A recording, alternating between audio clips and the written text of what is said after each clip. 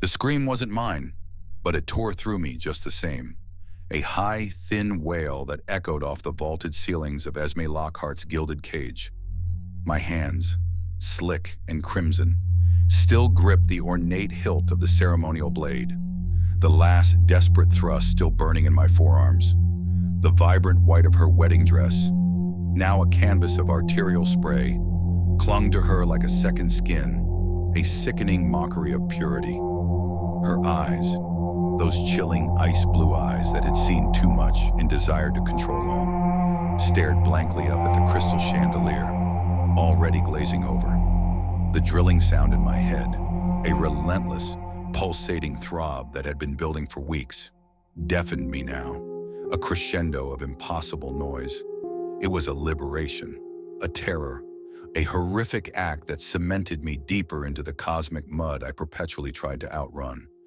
It hadn't always been like this. Not for them, not for me. The drilling, the terror, the cold, steel certainty of a blade in my hand. It all began weeks ago, when a dead-end security job dropped me into the heart of a darkness I should have known better than to touch. The job at the Lockhart estate was supposed to be a reprieve, a quiet night shift, an anonymous paycheck. A few more days off the grid before the gnawing unease of my past caught up again. I'd seen the ad in a diner window, a handwritten scrap promising discreet security, no questions asked. Sounded like my kind of gig. I pulled my worn leather jacket tighter against the late autumn chill as I drove the beat-up pickup down the long, winding driveway, the old analog wristwatch on my wrist ticking away the minutes. My internal clock, always calibrated for escape, was already restless. The sprawling Victorian mansion, dark against the bruised twilight sky, looked less like a home and more like a mausoleum for secrets. Or maybe, I thought with a grim chuckle, a very expensive asylum.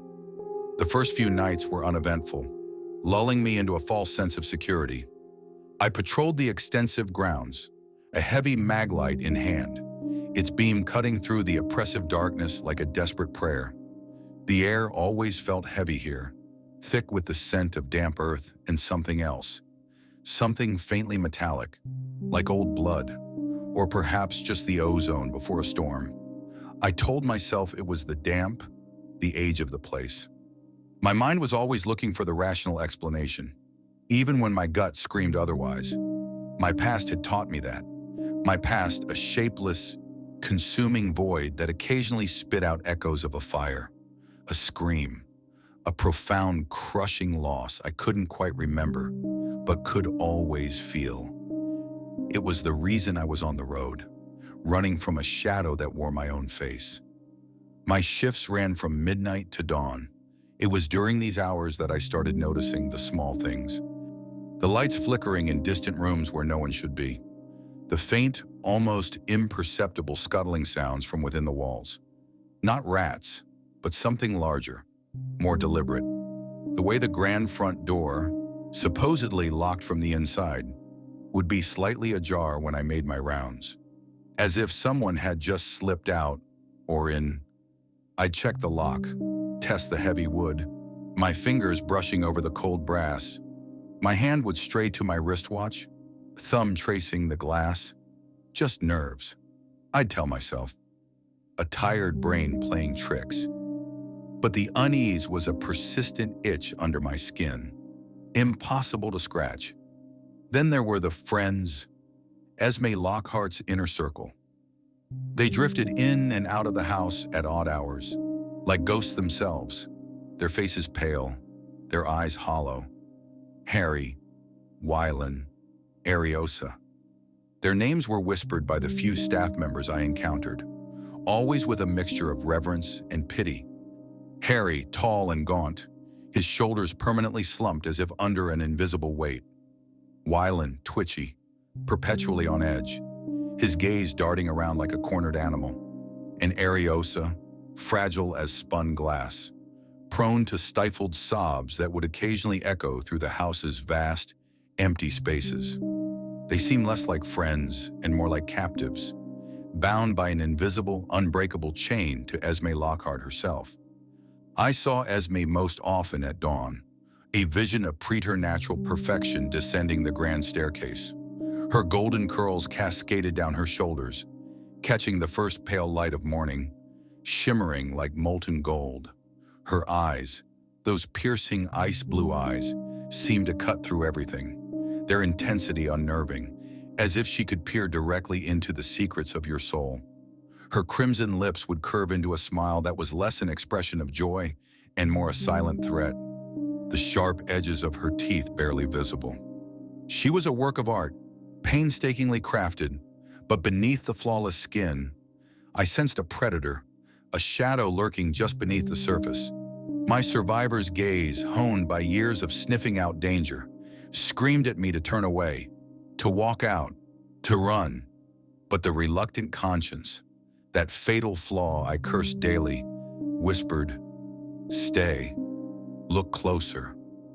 One particularly cold night, as I was checking the perimeter near the sprawling, overgrown rose garden, I found Harry. He was hunched over, shivering, a lit cigarette glowing like a tiny, defiant ember between his fingers. The wind, sharp and biting, clawed at my face, rattling the dry leaves in the trees. He flinched violently when my maglite beam found him, his eyes wide with a terror that was too raw to fake. "Vance," he rasped, his voice a dry whisper. "You're new here. You don't understand." I knelt beside him, my voice low, hoping to calm the animal fear in his eyes. "Understand what, Harry?" He hesitated, glancing back at the looming mansion as if its windows were eyes. "Her, Esme, she owns us. Always has." He shuddered, pulling his knees to his chest. "We were kids, 5 of us. She was the leader. Her house, our kingdom. Only she took best friends forever, a little too literally." He paused and taking a long, shaky drag from his cigarette. "She doesn't like it when we try to leave. When we try to make other friends, she makes them disappear, or she breaks them, like Ben." Ben, I'd heard the whispers. A quiet swimmer, Harry's boyfriend, gone. No one talked about it, not directly. Harry's jaw tightened.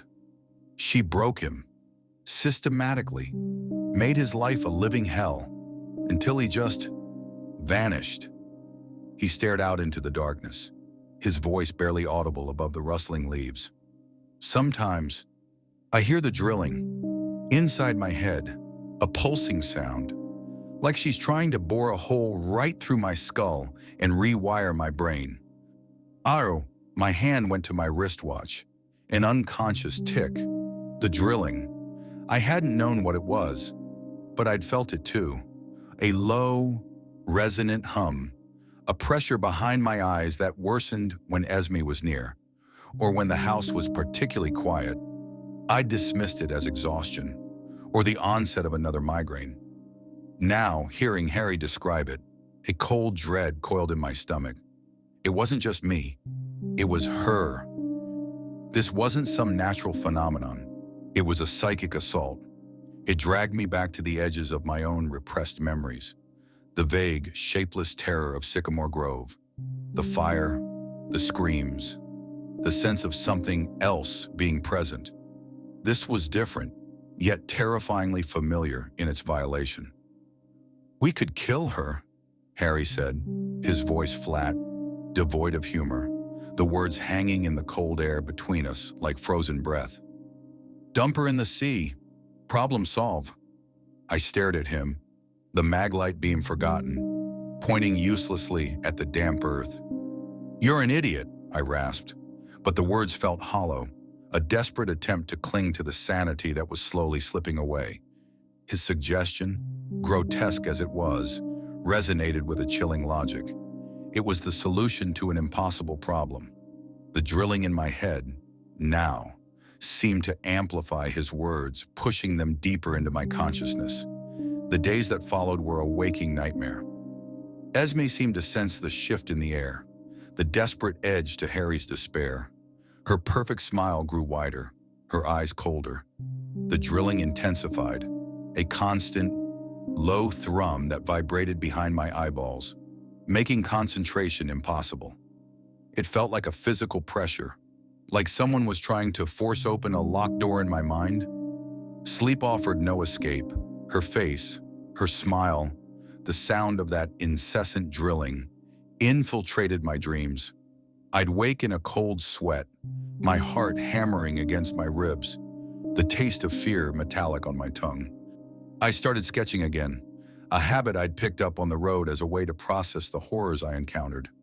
On torn scraps of paper, I'd draw Esme's face, trying to capture the unnatural perfection, the subtle wrongness of her eyes, the phantom drilling symbolized by swirling lines around her head. It was an attempt to take the terror out of my mind and pin it to a page, to make it tangible, something I could confront. Then came the announcement, a celebration, a renewal of vows, a wedding. It wasn't just a party, it was a ritual. The way Esme spoke of it, with that saccharine sweetness that grated on my nerves, I knew. She wasn't just binding them with love, she was binding them with a twisted, unbreakable pact. Harry was the groom. He looked like a corpse in waiting. The day of the wedding dawned cold and gray, mirroring the landscape of my soul. The air in the house was thick, cloying, heavy with the scent of lilies and dread. I stood by the grand swimming pool, converted into a bizarre ceremonial space, the pale light reflecting off the water, creating shifting, watery shadows on the walls. I was just a security guard, a silent witness, but the drilling in my head was a roar now, an unbearable pressure that threatened to split my skull. My hand found my old analog wristwatch, my thumb tracing its cold face. Not for time, for grounding. Harry stood beside me, not as a friend, but as a ghost. His once lively brown eyes were now hollow, rimmed with dark shadows as if he hadn't slept in years. His hands clenched and unclenched at his sides, trembling slightly, betraying the fear he tried so hard to mask. The faint quiver in his jaw, the way his gaze darted to the exits. He was a man on the edge, caught between terror and the desperate hope for escape. The flower crown perched on his head seemed like a cruel joke, a vibrant mockery of the boy who used to grin so easily. It made him look like a sacrificial lamb. Wylan and Ariosa, our other childhood friends, stood nearby like broken mannequins, their smiles frozen and vacant. Wylan's fingers trembled as he nervously twisted the hem of his jacket, his shallow breast betraying the panic that flickered behind his dull eyes. Ariosa clutched her dress as if it were the only thing grounding her to reality, her knuckles white, her lips trembling as she fought to suppress the muffled sobs that added a layer of raw despair to the grotesque cheeriness of Esme's commands. They were beyond help, I thought, looking at them, hollowed out. I could feel their collective despair like a tangible weight in the room, pressing down on my own chest, making it hard to breathe. My own hands trembled uncontrollably, hidden in the folds of my security uniform. I gripped the cold hilt of the ceremonial dagger I'd found on a nearby display table. It was ancient, ornate, almost a foot long, with a blued steel blade that caught the faint light. It felt both grounding and suffocating, a cruel reminder of what I might have to do. My breaths came in uneven gasps, the air catching painfully in my throat as if my body was rebelling against me, my vision blurred with unshed tears, the enormity of the situation pressing down like a tidal wave. I could feel the tremor in my knees threatening to give out, the room around me spinning as every instinct screamed at me to flee. But the knife remained steady in my grasp, its purpose becoming agonizingly clear, even as my mind spiraled into chaos. My heart pounded like a trapped animal in my chest, a wave of nausea rising as the enormity of what lay ahead pressed down on me. This was it, the point of no return, the end of their torment, or the beginning of mine. Esme's voice was saccharine sweet as she began her vows, not to Harry, but to the collective broken wills around her. She had won. She had turned them into her perfect little dolls, bound forever in her twisted version of love. a love built on fear and control.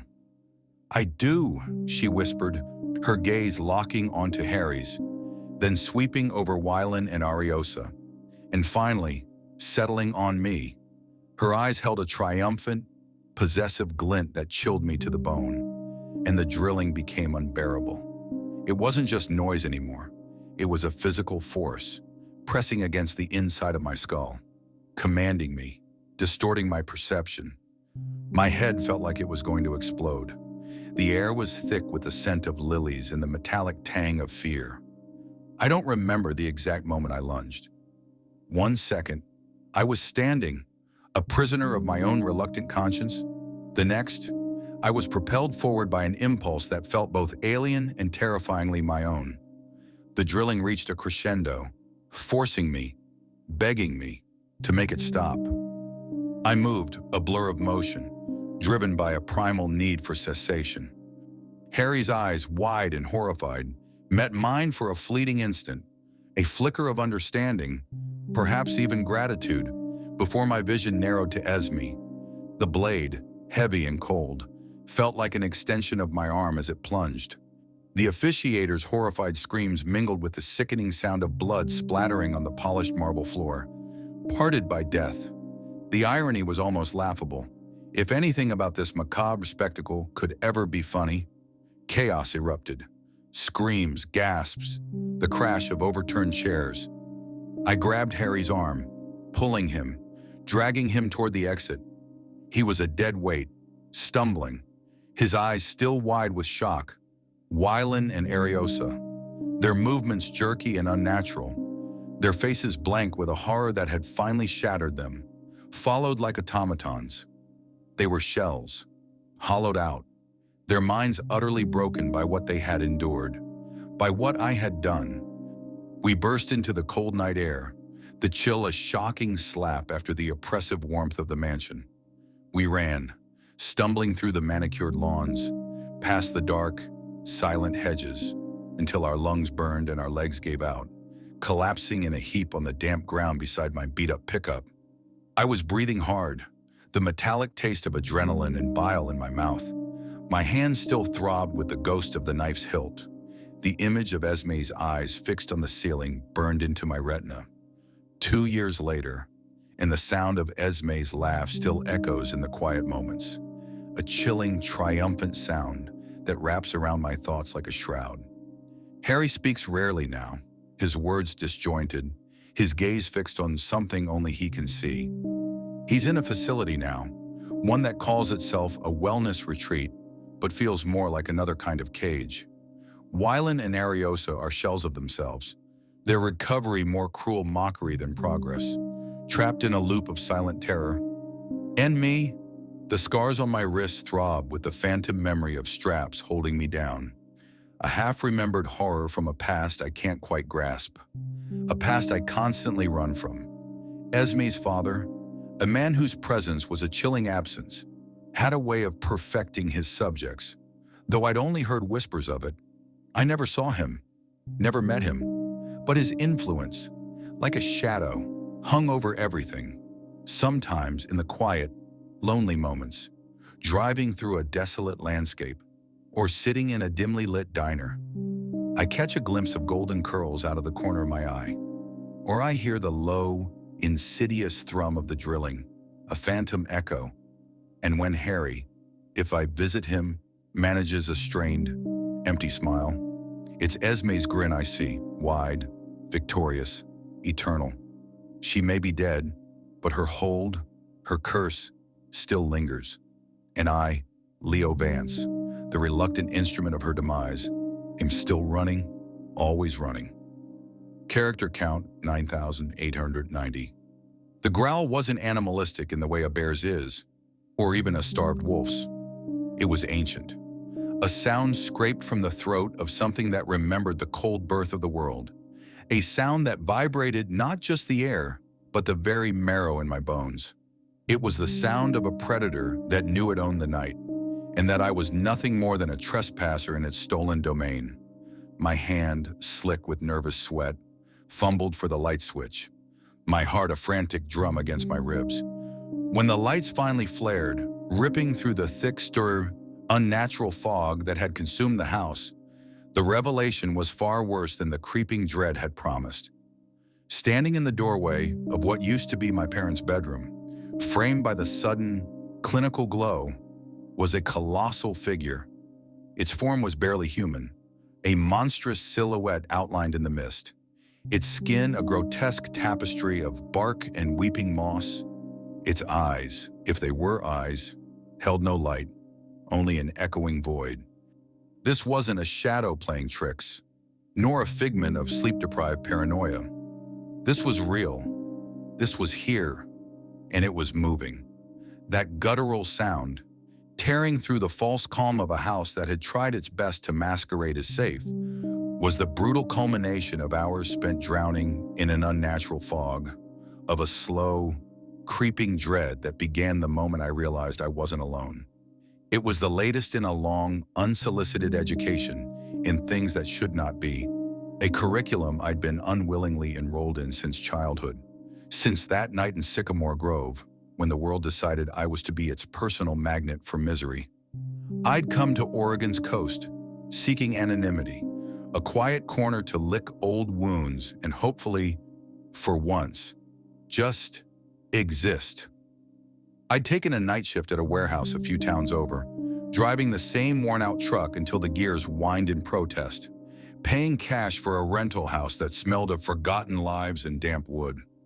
This place, nestled amidst the perpetual drizzle and skeletal trees of the Pacific Northwest, had seemed perfect for vanishing. It wasn't the tourist brochures, sun-kissed beaches.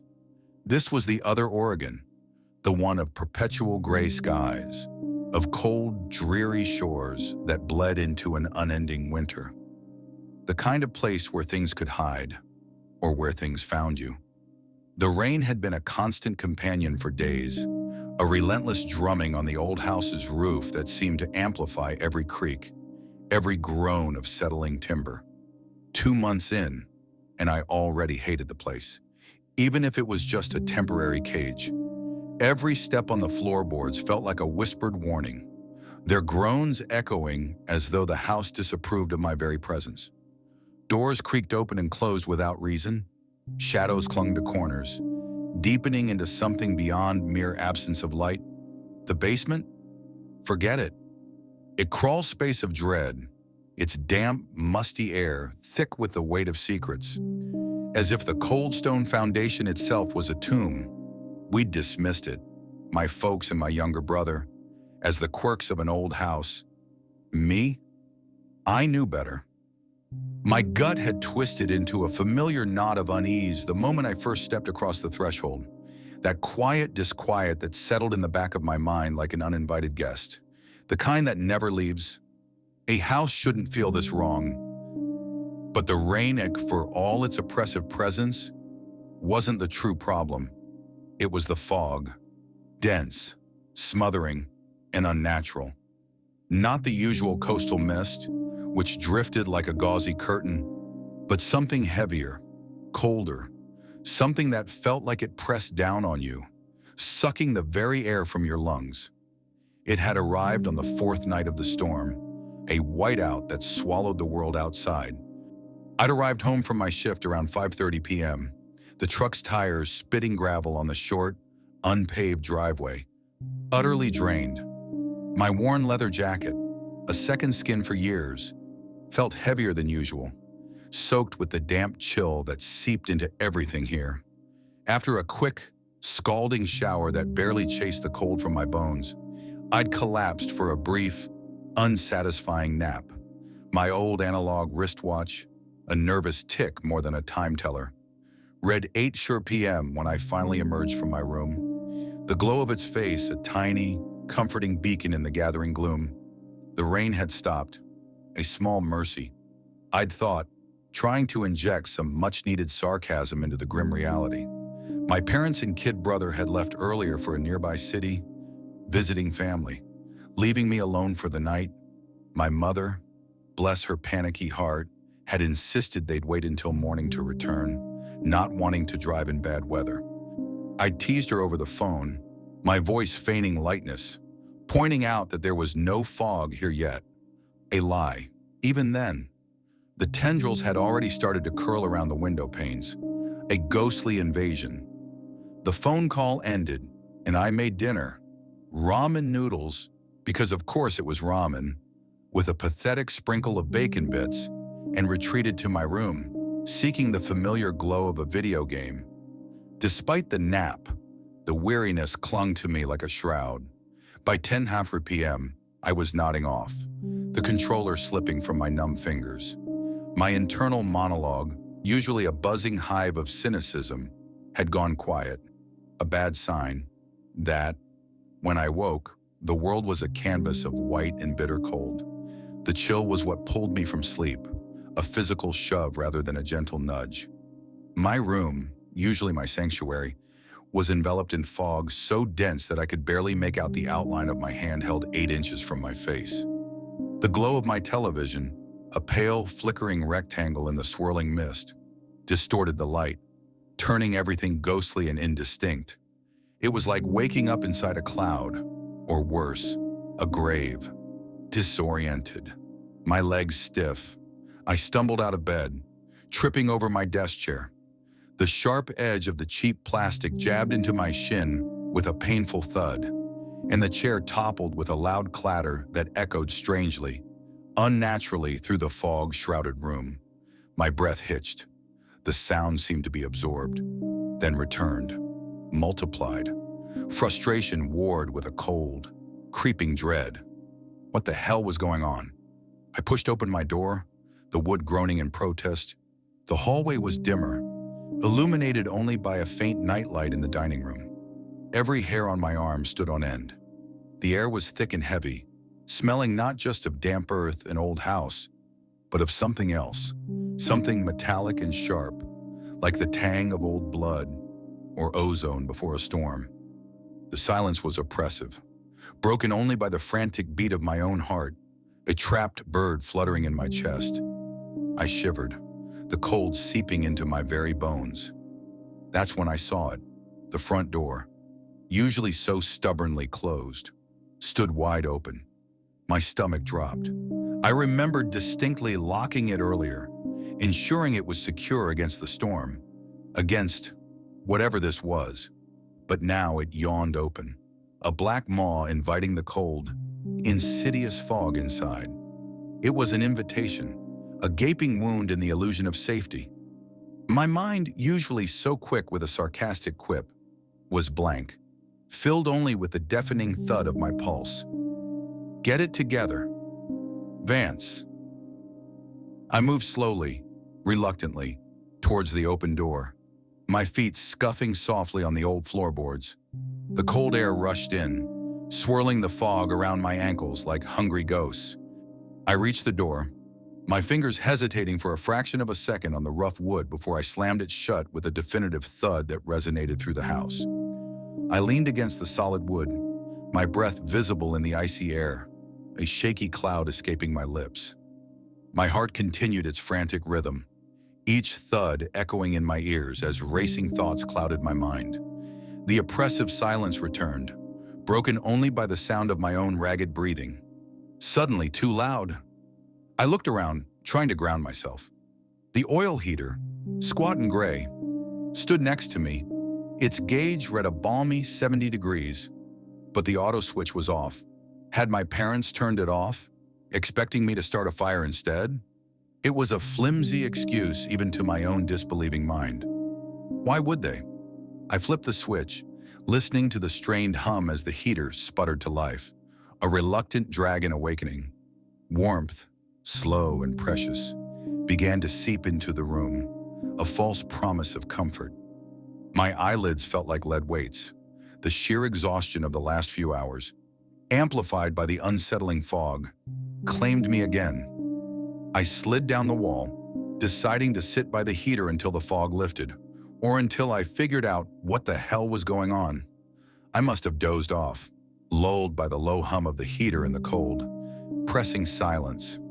What followed was a nightmare unlike any I'd ever experienced, yet it felt disturbingly real, indistinguishable from the waking terror. In the dream, I sat exactly as I had fallen asleep, slumped against the wall. My family returned, their chatter filling the room, a normal, comforting sound. But none of them acknowledged me. They moved around me, through me, as if I were already a ghost. I tried to stand, to call out, but I couldn't move, couldn't speak. My limbs were paralyzed, my throat a knot of dread. From the corner of my eye, a deepening shadow detached itself from the fog, creeping towards me, growing, expanding, an inky blotch against the swirling white. My attempts to scream were futile.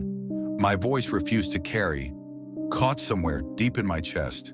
The figure loomed closer, closer, until its icy breath, smelling of damp earth and something rotten, brushed my cheek. I could feel its presence, a weight of pure malevolence pressing down on me, stealing my breath, robbing me of all sensations save for the crushing, all-consuming terror. The dream ended with a loud, metallic click to my right, a sound that sliced through the suffocating silence. I woke with a violent start, thrashing against the wall. My eyes snapped open, wide and wild. The heater was off. The temperature had plummeted again, and the fog was thicker than ever, pressing against the windows like a desperate entity trying to get in, or perhaps already in. My breath hitched in my throat. That click. It hadn't been a dream. Trembling, my body stiff with a fear that bypassed reason and went straight for the primal. I forced myself up and fumbled for the heater switch, my fingers numb and clumsy. The soft hum as it sputtered to life was little comfort. The house was unnervingly silent, save for the distant creaks of old wood, the size of a house that had seen too much. Then I heard it. Faint footsteps, barely audible, a whisper of sound, but unmistakable. They came from my parents' room at the far end of the house. No! My mind screamed the protest. No! It can't be! But the fear was real, a cold, hard knot in my stomach. This wasn't some natural explanation. This was something else. Something here. Something that had been waiting. My heart hammered against my ribs, a desperate drum against the silence. The circuit breaker, my only hope for light, was in the laundry room, conveniently located near my parents' door. A dark humor twisted inside me, the monster's lair, right next to the escape route. Just my luck. Slowly, deliberately, I crept through the kitchen, each step measured, agonizingly slow, trying to avoid the floorboards that groaned like dying animals under my weight. My worn boots, usually a comfort, felt impossibly heavy. Moonlight, weak and watery, streamed weakly through the living room window, a pale ghost of illumination. But the hallway ahead was a void of darkness, thick with the swirling fog. My breath hitched as the footsteps grew louder, closer, then stopped entirely. The silence that followed was worse than the sound, a suffocating vacuum that seemed to suck all the air from the room. I froze, every nerve screaming, my hand instinctively going to my wristwatch, my thumb tracing the cold metal, a small, futile attempt at grounding myself. What was it doing? Was it listening? Was it waiting? Summoning every ounce of courage I didn't know I possessed, that cursed or reluctant conscience of mine, always dragging me into the fire. I lunged forward, my hand outstretched, blindly seeking the breaker box. My fingers scraped against the rough wall, searching, found it. With a desperate surge of adrenaline, I flipped the main switch. Light flooded the house, a harsh, unforgiving glare that pierced the fog, momentarily blinding me. That's when I saw it, standing in the doorway to my parents' room, outlined against the sudden, shocking brightness, was the figure. It was massive, its form barely human, grotesquely distorted. Its skin was mottled, like ancient, mossy bark, its limbs thick and twisted. It seemed to exude malevolence, a primal, ancient evil that filled the space, stealing the oxygen from the air.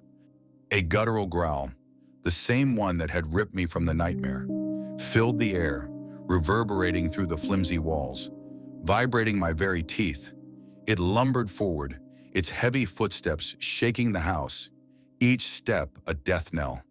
My mind went blank with terror. Instinct took over. I bolted, not towards the front door, not towards anything logical, but towards the only place I could think of, the laundry closet, a small, dark space, barely big enough for a washing machine and a few shelves. I slammed the flimsy bifold doors shut, the hollow sound swallowed by the creature's ongoing growl, and buried myself under a pile of damp, forgotten blankets, pulling them over my head like a child, praying they would somehow make me invisible. My heartbeat thundered in my ears, a frantic drum that drowned out all other sound. The creature was prowling outside, its heavy steps thudding closer, closer, then circling. I could feel its presence, a tangible weight on the other side of the thin wood, radiating a cold so profound it burned.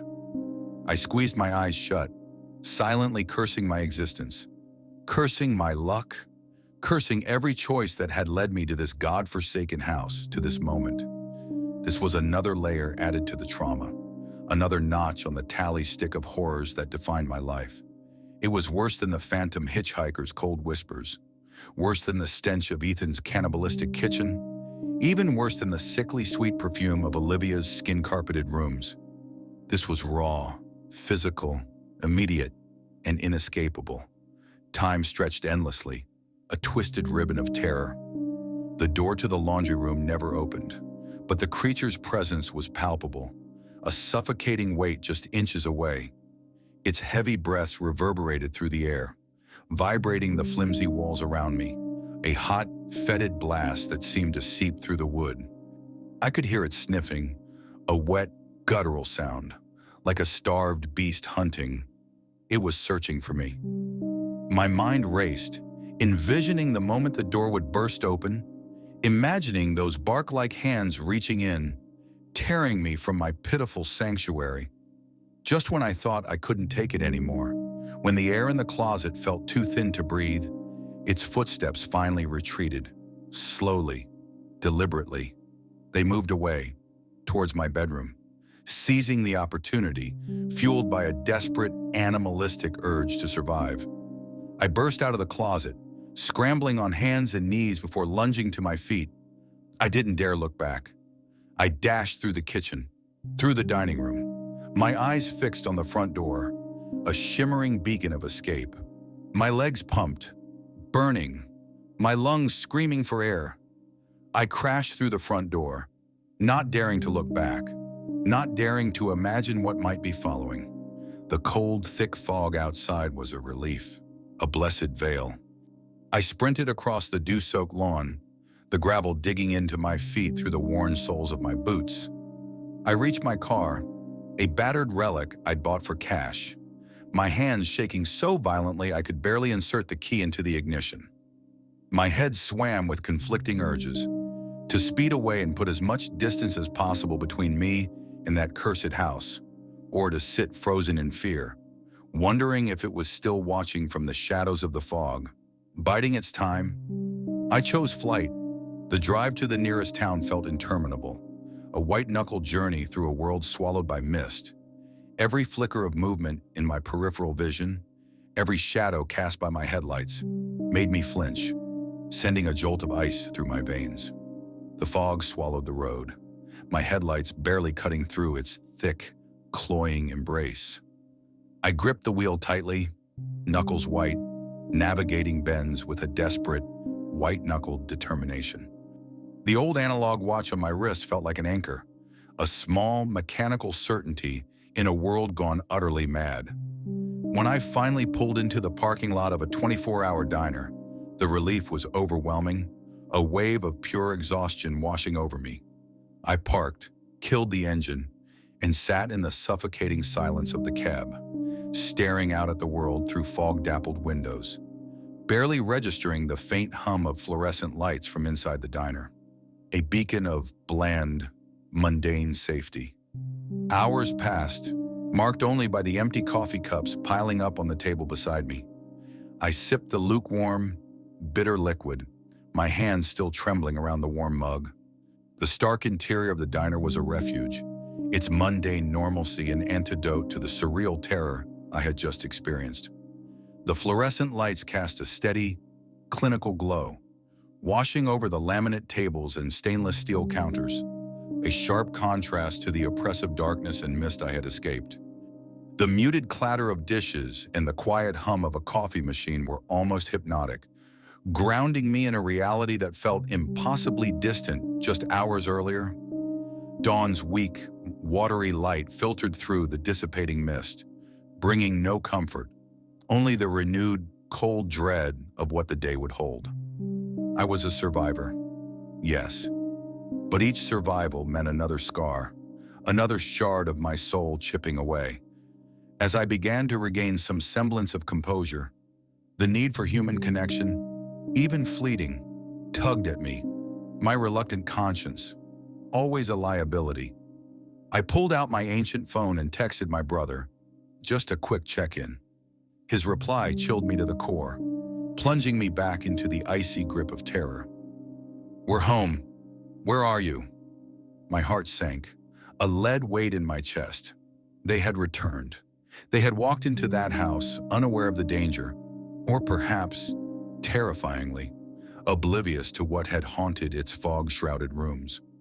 My mind raced, flashing images of the hulking, bark-skinned creature.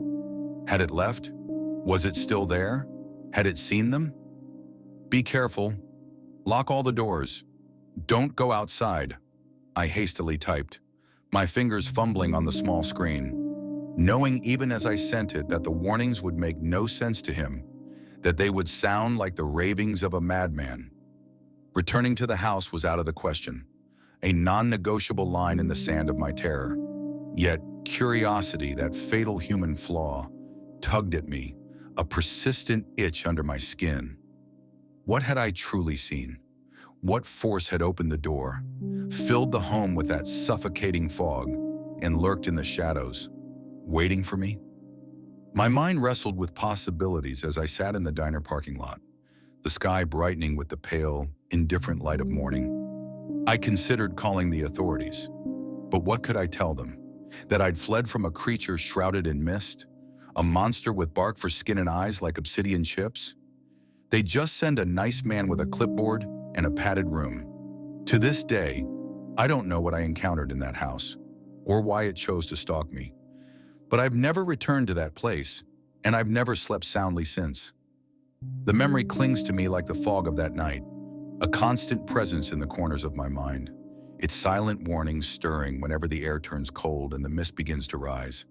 It's another layer of trauma, another reason to keep moving, to keep seeking the transient, anonymous jobs that pay the bills and keep me just ahead of the darkness that seems to follow me like a hungry shadow. The worn leather of my jacket, the smooth glass of my wristwatch, these are my only constants, my only anchors in a life that feels increasingly unmoored. And yet, sometimes, I think I hear it again, the faint echo of that guttural growl, carried on the wind on misty nights.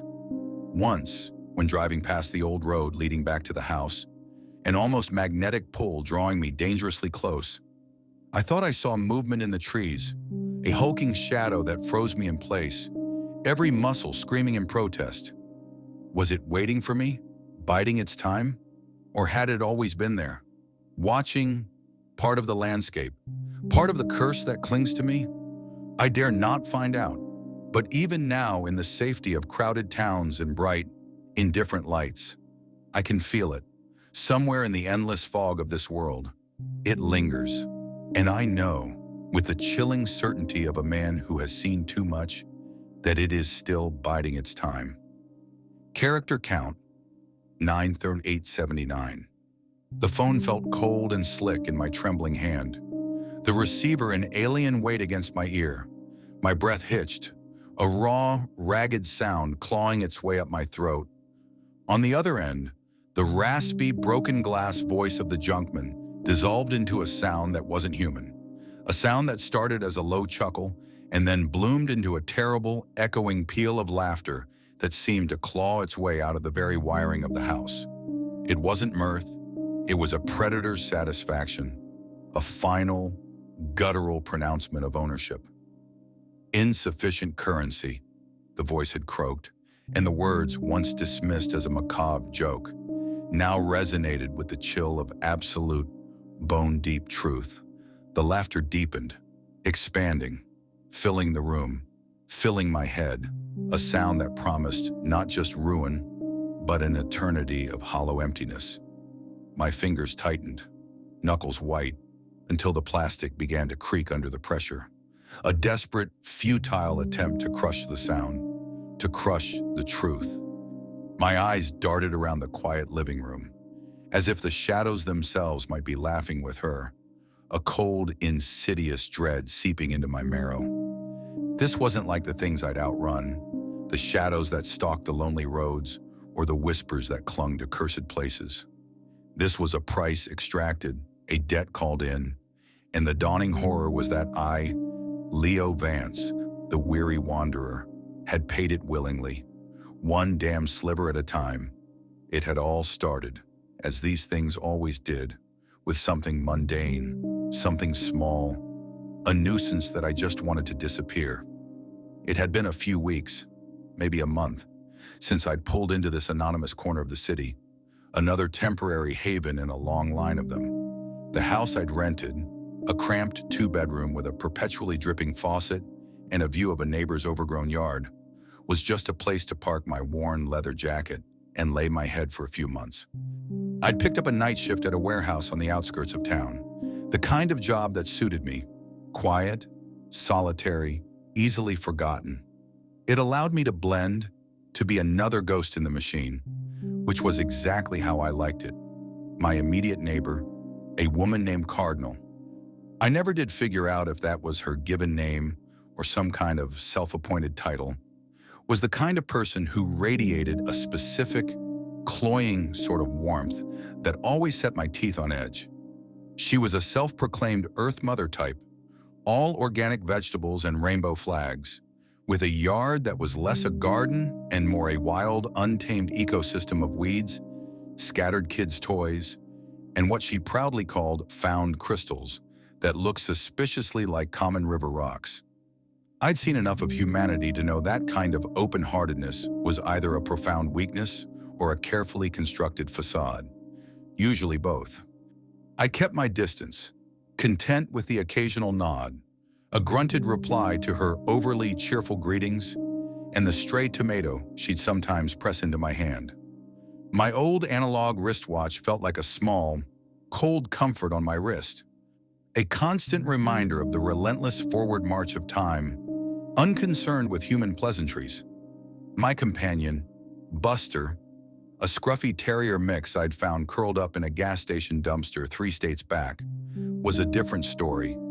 He was a creature of pure, uncomplicated loyalty, a warm weight at the foot of my bed, a silent sentinel who somehow understood my need for solitude. He didn't judge, didn't ask questions, and his presence was the one sliver of genuine, uncomplicated good I still allowed into my perpetually guarded existence. He was a silent rebuke to my cynicism, a reminder that some things were still worth protecting. He'd usually be curled up on the threadbare rug near my desk, a low rumble in his chest, his eyes following me with an unnerving understanding that sometimes made me wonder if he saw more than he let on. Then, Sally arrived. One morning, after a particularly long shift spent stacking pallets of discount electronics, I came home to find a splash of garish nylon blooming like a fungus in Cardinal's already chaotic backyard. A tent, a large multicolored tent, staked firmly into the ground amidst the kale and plastic tricycles. I tried to ignore it. I truly did. My internal monologue, a constant companion, offered up a series of sarcastic observations. Great, she's adopted a vagrant, just what this quiet, utterly forgettable street needed. More character. I told myself it wasn't my business.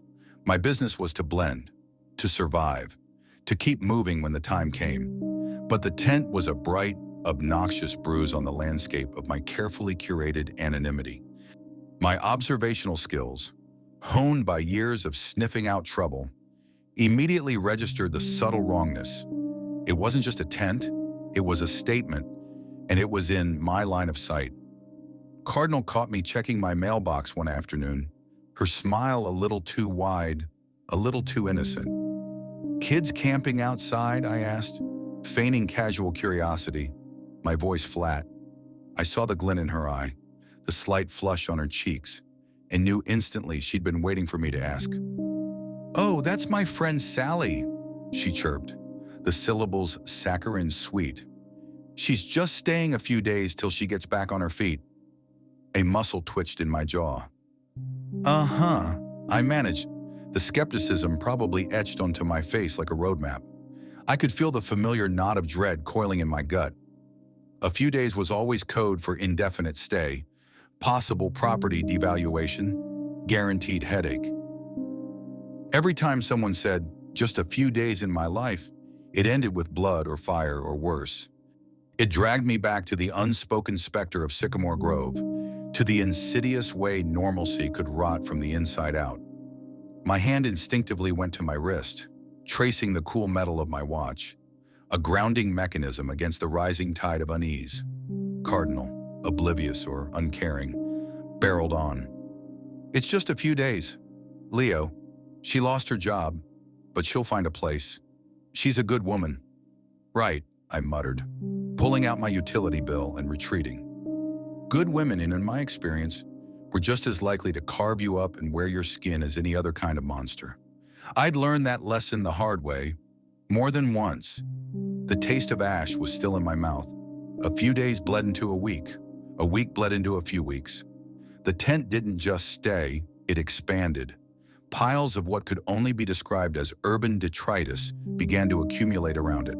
Broken electronics, rusted bicycle frames, shattered mirrors, twisted metal, deflated sports balls.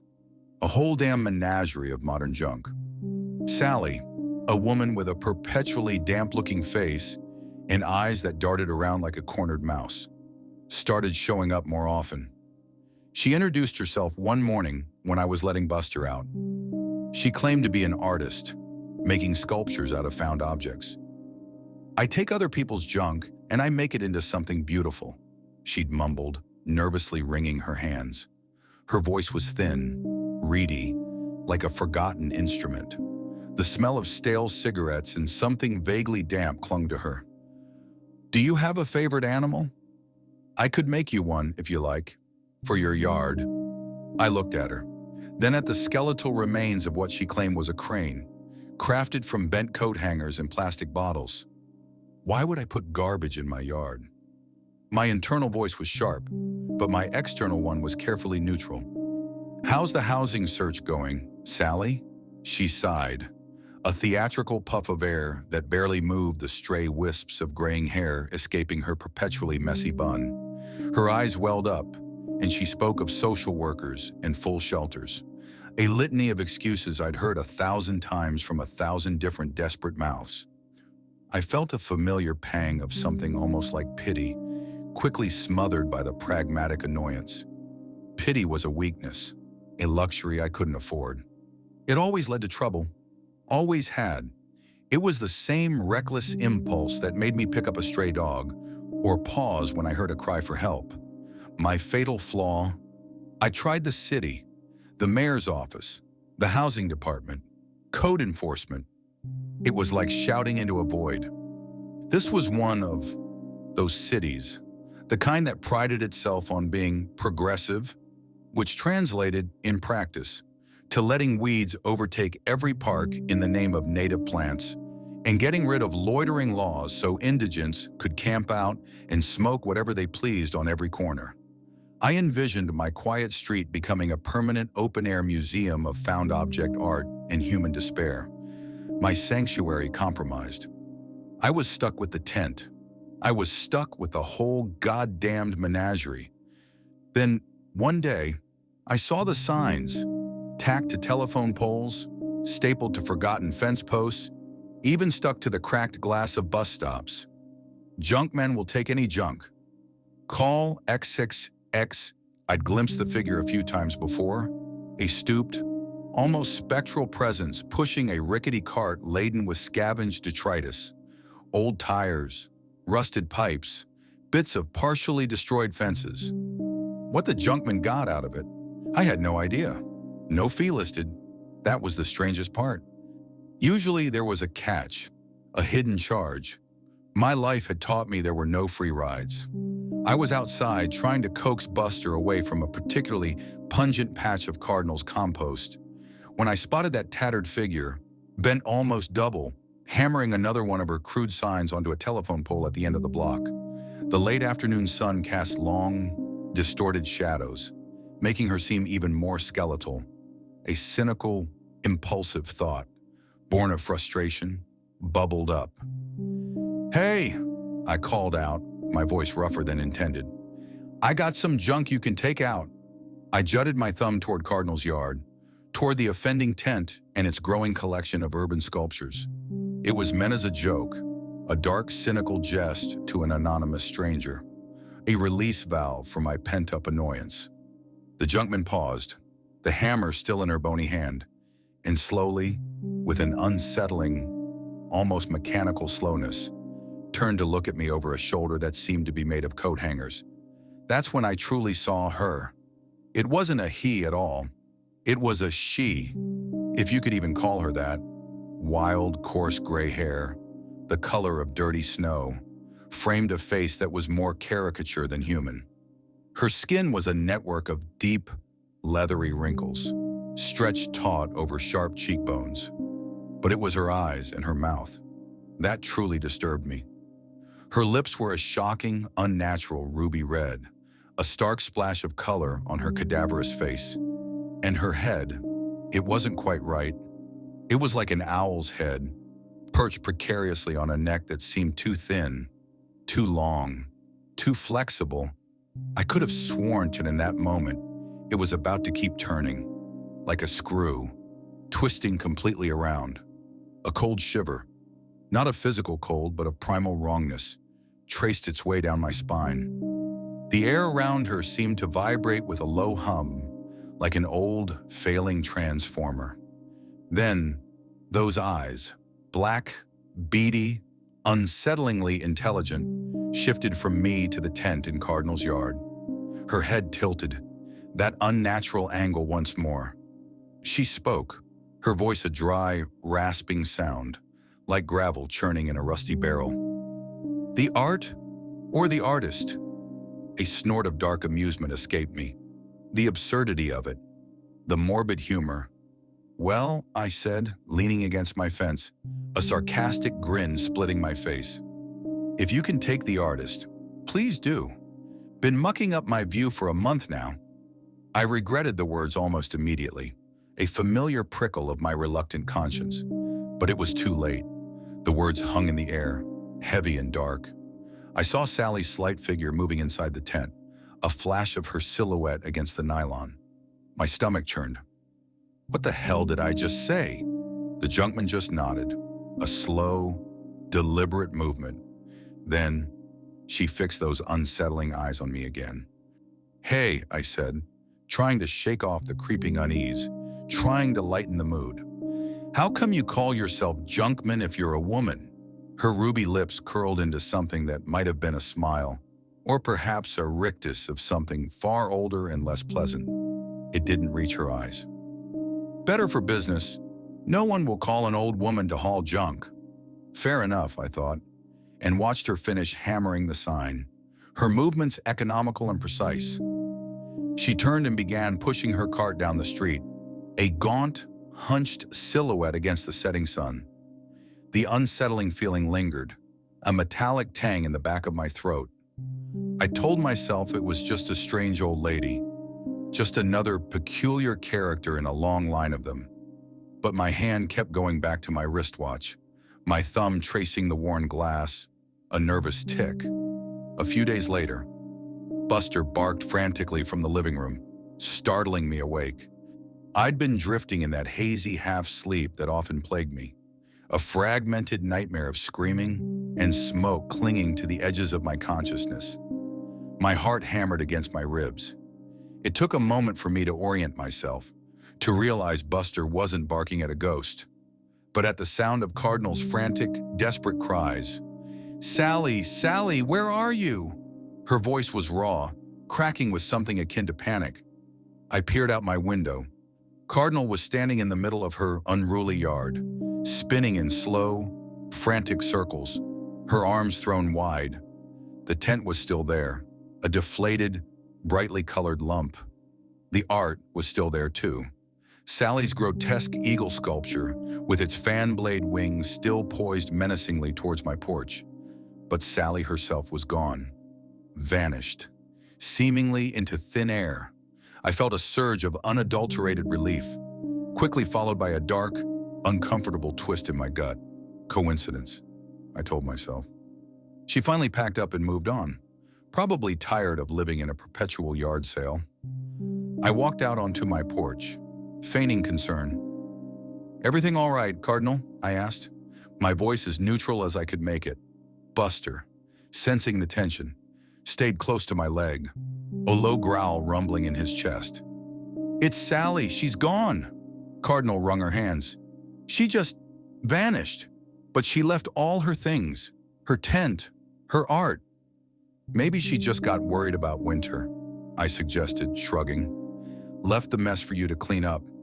My words were callous. I knew, but I'd learned long ago that a certain level of callousness was necessary for self-preservation. "No, something's wrong." Cardinal's eyes were wide, her face pale. "Did you see the junkman around here? I keep tearing down her posters." "She's bad news. Haven't you heard the rumors?" I shook my head, feigning ignorance. "Rumors? I don't like to speak ill of people," Cardinal began, but her usual moral compass seemed to be wavering under the strain. "But my friend Joan, she said her ex-boyfriend hated her dog and asked the junkman to take it. The next day it disappeared. Poof. Gone. And the junkman left him one of those awful sculptures." Cardinal shuddered, pulling her cardigan tighter. "She'll take anything. They say she uses some sort of witchcraft and takes a piece of your soul in exchange for disappearing the junk. There's all these extra terms and conditions written in invisible ink on her flyers. Look at them under a blacklight if you want to freak yourself out." My blood ran cold. "A piece of your soul?" I dismissed it immediately. Witchcraft, invisible ink, hokum, old wives' tales, a metaphor, at best. My cynical mind scoffed at such archaic notions. Still, a faint, unsettling echo of the junkman's voice, the art, or the artist, reverberated in my head. Cardinal kept talking, her voice thin with anxiety. "I was going to call the city, but maybe we should just call the junkman to deal with the tent. Cheaper than renting a dumpster, I guess." She trailed off, her gaze lingering on the tent with a mixture of grief and revulsion. "Huh," I said, non-committal. Inside, a strange, morbid curiosity was stirring. Later that evening, after the moon had climbed high and cast long, skeletal shadows across the street, I found it. Propped against my front step, nestled amongst the dead leaves, was a small, crude sculpture. It was a deer, crafted from twisted wire, bottle caps, and shards of iridescent plastic. It was ugly, strangely unsettling, and undeniably hers. Attached to it, with a single piece of masking tape, was a small, grimy card in cramped, spidery handwriting. It read, "Thanks for your business, junkman." A cold knot tightened in my stomach, a sense of perverse justice mixed with a chilling dread. What a creeper. I picked up the sculpture, its cheap material surprisingly heavy in my hand. The small, red eyes of the deer seemed to stare at me, accusingly. I stuffed the card into my wallet, the phone number on the back a morbid souvenir. Cardinal eventually cleared away the tent, leaving her yard looking slightly less chaotic, though Sally's art remained. The eagle, particularly, remained poised, its discarded fan blade wings catching the sun at an angle that made it look truly menacing, as if ready to swoop down onto my porch and pluck out my eyes. It was a constant, ugly reminder of what had happened, and of my own dark jest, a constant irritant. I found myself staring at it almost every morning, a low hum of annoyance growing into a full-blown throb behind my eyes. Cardinal, in her misplaced sentimentalism, kept saying it exuded Sally's spirit and that she could decorate her yard however she wished. And that, in itself, was the problem. It was her choice, but it was my view. My piece. I hadn't planned to call the junkman. Not really, but the card was still in my wallet, the number burning a hole through the worn leather. The thought of how easy it had been for Sally to disappear, how effortlessly the nuisance had been removed, it gnawed at me. And that damned eagle. It felt like it was mocking me. One particularly frustrating afternoon, after a near miss with a kid on a skateboard who nearly wiped out Buster and then swore at me, I snapped. My grip on the phone was tight, my thumb hovering over the numbers. It's just garbage. I rationalized. A phone call can't hurt. I dialed. The phone rang once, twice, then clicked into a pre-recorded message. The same raspy voice, devoid of human inflection. Leave a message explaining what junk you'd like removed. The fee is merely a small sliver of your soul. I scoffed out loud. Hilarious. A ridiculous, theatrical flourish for a cleaning service. I cleared my throat, forcing a casual tone. Yeah, hi. This is Leo Vance. I'd like to request removal of some art installations from the yard next door. The metal eagle, the crane, all of it. Consider it junk. I hung up quickly, feeling a strange mixture of shame and exhilaration. The next morning, it was gone. Every single piece of Sally's found object art vanished. The yard was still a mess, but the sculptures were nowhere to be seen. No trace, not even a disturbed patch of grass. Whoa! I stared at the empty space, a chilling awe creeping in. It was hokum, sure, but her cleaning powers were undeniably impressive. And I mean, all I had to do was make a phone call. It was just so easy. Too easy. That's when the truly dangerous thought began to take root. What else could she make disappear? I didn't mean to keep calling her. Not really. But once you realize a problem can simply vanish with a single phone call, the temptation becomes a corrosive acid, eating away at your good intentions. 2 doors down, an elderly couple had left 2 hulking, rusted appliances, a washer and a dryer, on their front lawn for months, slowly decaying, attracting rodents, making the whole street look like a junkyard, an eyesore, a blight, a civic menace. I called. They were gone the next morning, replaced by another of those crude, unsettling sculptures on my doorstep. This one a lopsided dog, its eyes made of rusty bolts. Thanks for your business. Then came the panhandlers. At the co-op where I did my occasional grocery shopping. They were a constant fixture, slumped against the brick wall, their signs begging for money, their eyes glazed over. They harassed customers, smelled of stale booze and desperation, and were clearly hurting local business. What were people like that, really? But trash, human refuse? They weren't contributing. They were taking. My hand hovered over the phone again, a cold sweat breaking out on my forehead. This is different. A small, desperate part of my conscience whispered, these are people. But the other part, the cynical, weary part, quickly argued back. They're a menace, a nuisance. They're making things worse for everyone. You're just cleaning up. The guilt was a dull ache, but the pull of convenience, the promise of quiet, was stronger. I called. I asked the junkman to clean them up. The next morning, the spots where they usually sat were empty.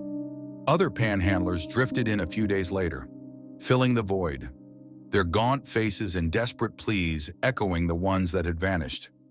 I called again, and again. Each time, a new sculpture appeared on my step, a grotesque, silent tally of my transactions. A bird with bottle cap feathers, a coiled snake made of bicycle chains, a contorted human figure made of discarded doll's limbs. Each one seemed to pulse with a faint, disturbing energy, their materials whispering of what they once were.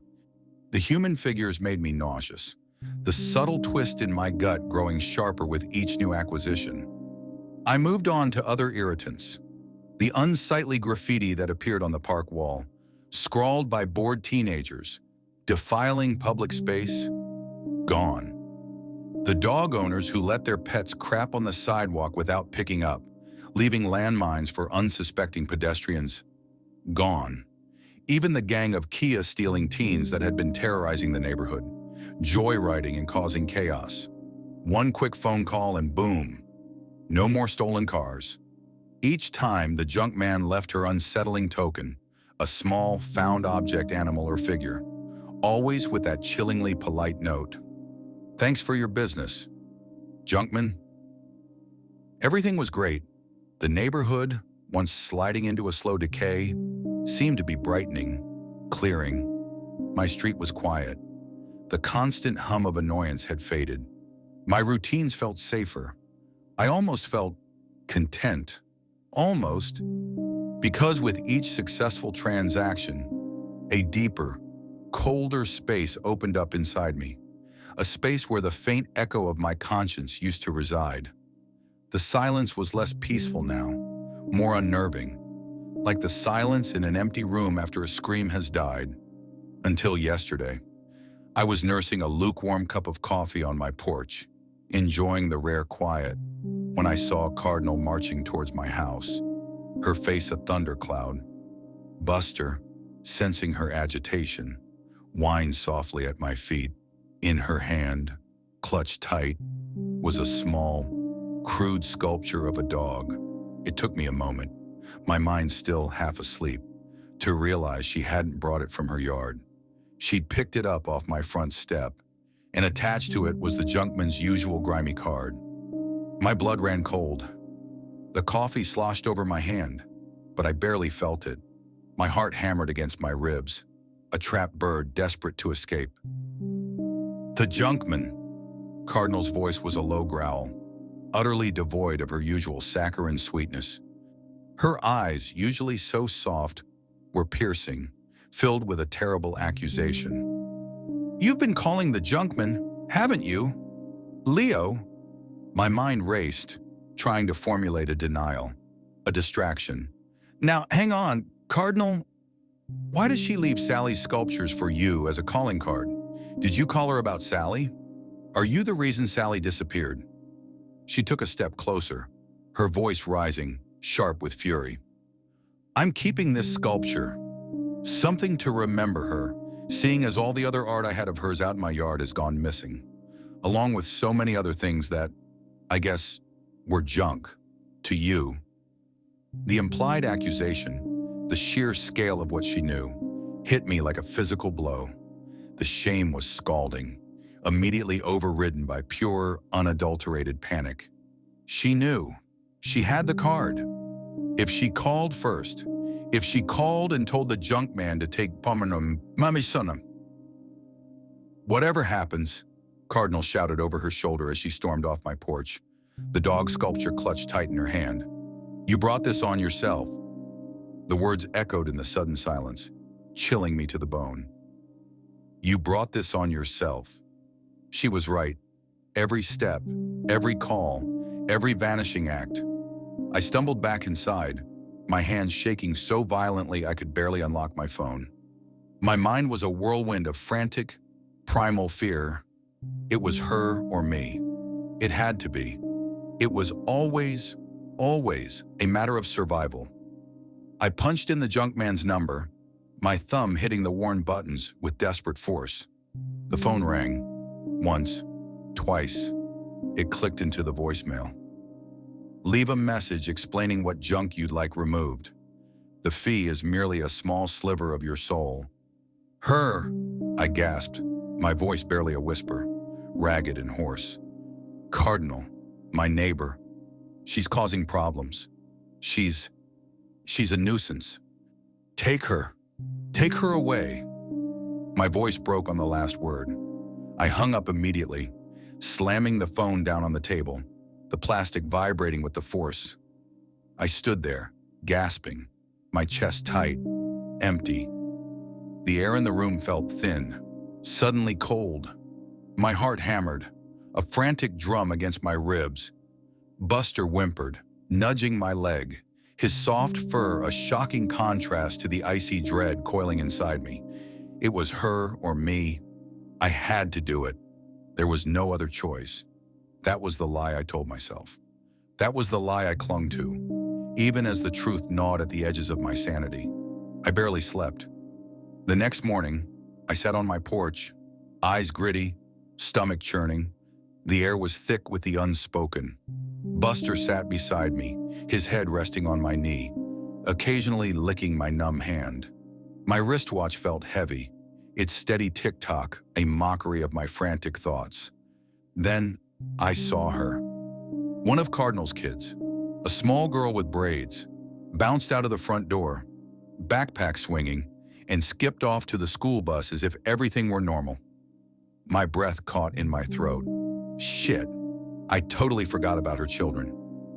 A fresh wave of nausea washed over me. A few minutes later, Cardinal herself emerged, carrying a watering can, heading towards her garden. Her lips thinned when she noticed me, a tight, angry line. She deliberately looked away, overtly ignoring me, turning her back, still pissed, and also, still very much not disappeared. Why had the junk man not taken her away? The silence stretched, thick and oppressive, broken only by the distant hum of traffic and the chirping of birds. My carefully constructed logic began to crumble.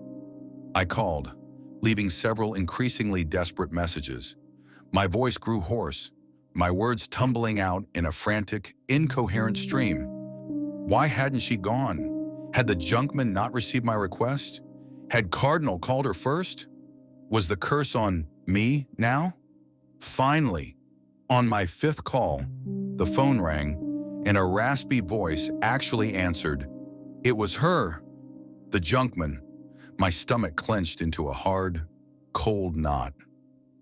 Your messages were received, she said, her voice like sandpaper on bone. So what's going on? I demanded, my voice trembling despite my best efforts. Did Cardinal call first and ask you to junk me? The absurdity of it, even as I spoke the words, was almost comical, if it weren't for the ice in my veins. She has never called this number and never will, replied the raspy voice, utterly devoid of emotion. Okay. Well, can I ask why you didn't carry out my request? The fear was an icy grip around my throat. You have insufficient currency, said the voice, flat and matter-of-fact. Insufficient?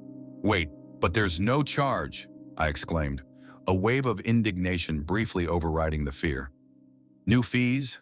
Now? But even as the words left my mouth, a memory flashed, the phrase repeated again and again on the voicemail, that I had dismissed each time. A small sliver of your soul? A low chuckle began on the other end, a dry, rustling sound that seemed to come from deep within the earth. It started soft, then grew, deepening, expanding, until it filled the phone line, filling my ears, vibrating through the bones of my skull. It didn't sound like an old woman's chuckle at all. It didn't sound remotely human as it explained. There is a charge. Each transaction has a small cost. You have made a number of transactions, Mr. Vance, and now you have insufficient currency. The voice trailed off now, dissolving into those terrible, awful peals of laughter that now seemed to be coming from the walls, from the very air around me, mocking, triumphant, absolute. The phone felt like a block of ice in my hand. I slammed it down onto the receiver, cutting off the sound, but the laughter echoed in my head, a chilling symphony of my own undoing. I sat there, frozen, the phone still vibrating on the table.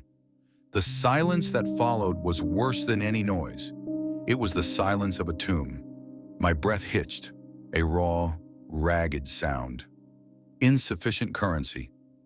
I had dismissed it as a joke, a metaphor, but now it was stark, terrifying reality. Each time, a sliver, each time, a piece.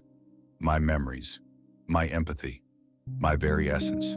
Traded for quiet streets, for disappeared annoyances, traded for a fragile, temporary peace.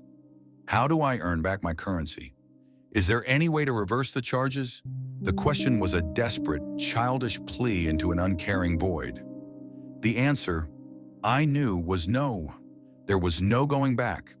The laughter echoed, a cold wind through a hollow place. Was this the price for surviving Sycamore Grove? For all the times I'd run and survived when others hadn't? Was every step I took, every breath I drew, just another payment towards a debt I didn't even know I owed? The irony was a bitter taste on my tongue. I had cleaned up the neighborhood, but in doing so, I had emptied myself. I was the last piece of junk, waiting to be collected, and I had no currency left to pay my way out of it. Buster nudged my hand, a warm, insistent presence, a stark reminder of the fragile, precious thing I had left to lose. My watch ticked, a relentless march towards an unknown, horrifying reckoning. Character count, 9-967. My lungs burned, a raw, screaming fire in my chest that had nothing to do with exertion and everything to do with pure, unadulterated terror. The old leather jacket I wore felt like a lead blanket, soaked through with sweat that wasn't from a summer sprint, but from the icy dread that had clamped onto my spine. Behind me, the apartment door groaned on its hinges, a sound like a dying animal, and I knew what was coming next. The air itself seemed to vibrate with a low, guttural snarl, a sound that would forever be seared into my brain, louder and more monstrous than anything a human throat should be able to produce. My hand, slick with something I didn't want to think about, instinctively went to my wrist, my thumb tracing the worn metal of my analog watch. No time. Never enough time.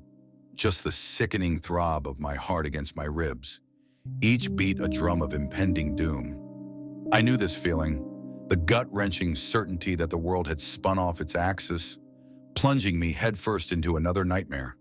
My legs were moving, mechanical and unthinking, carrying me away from the chaos I'd just unleashed, away from harmony, or rather, away from whatever harmony had become.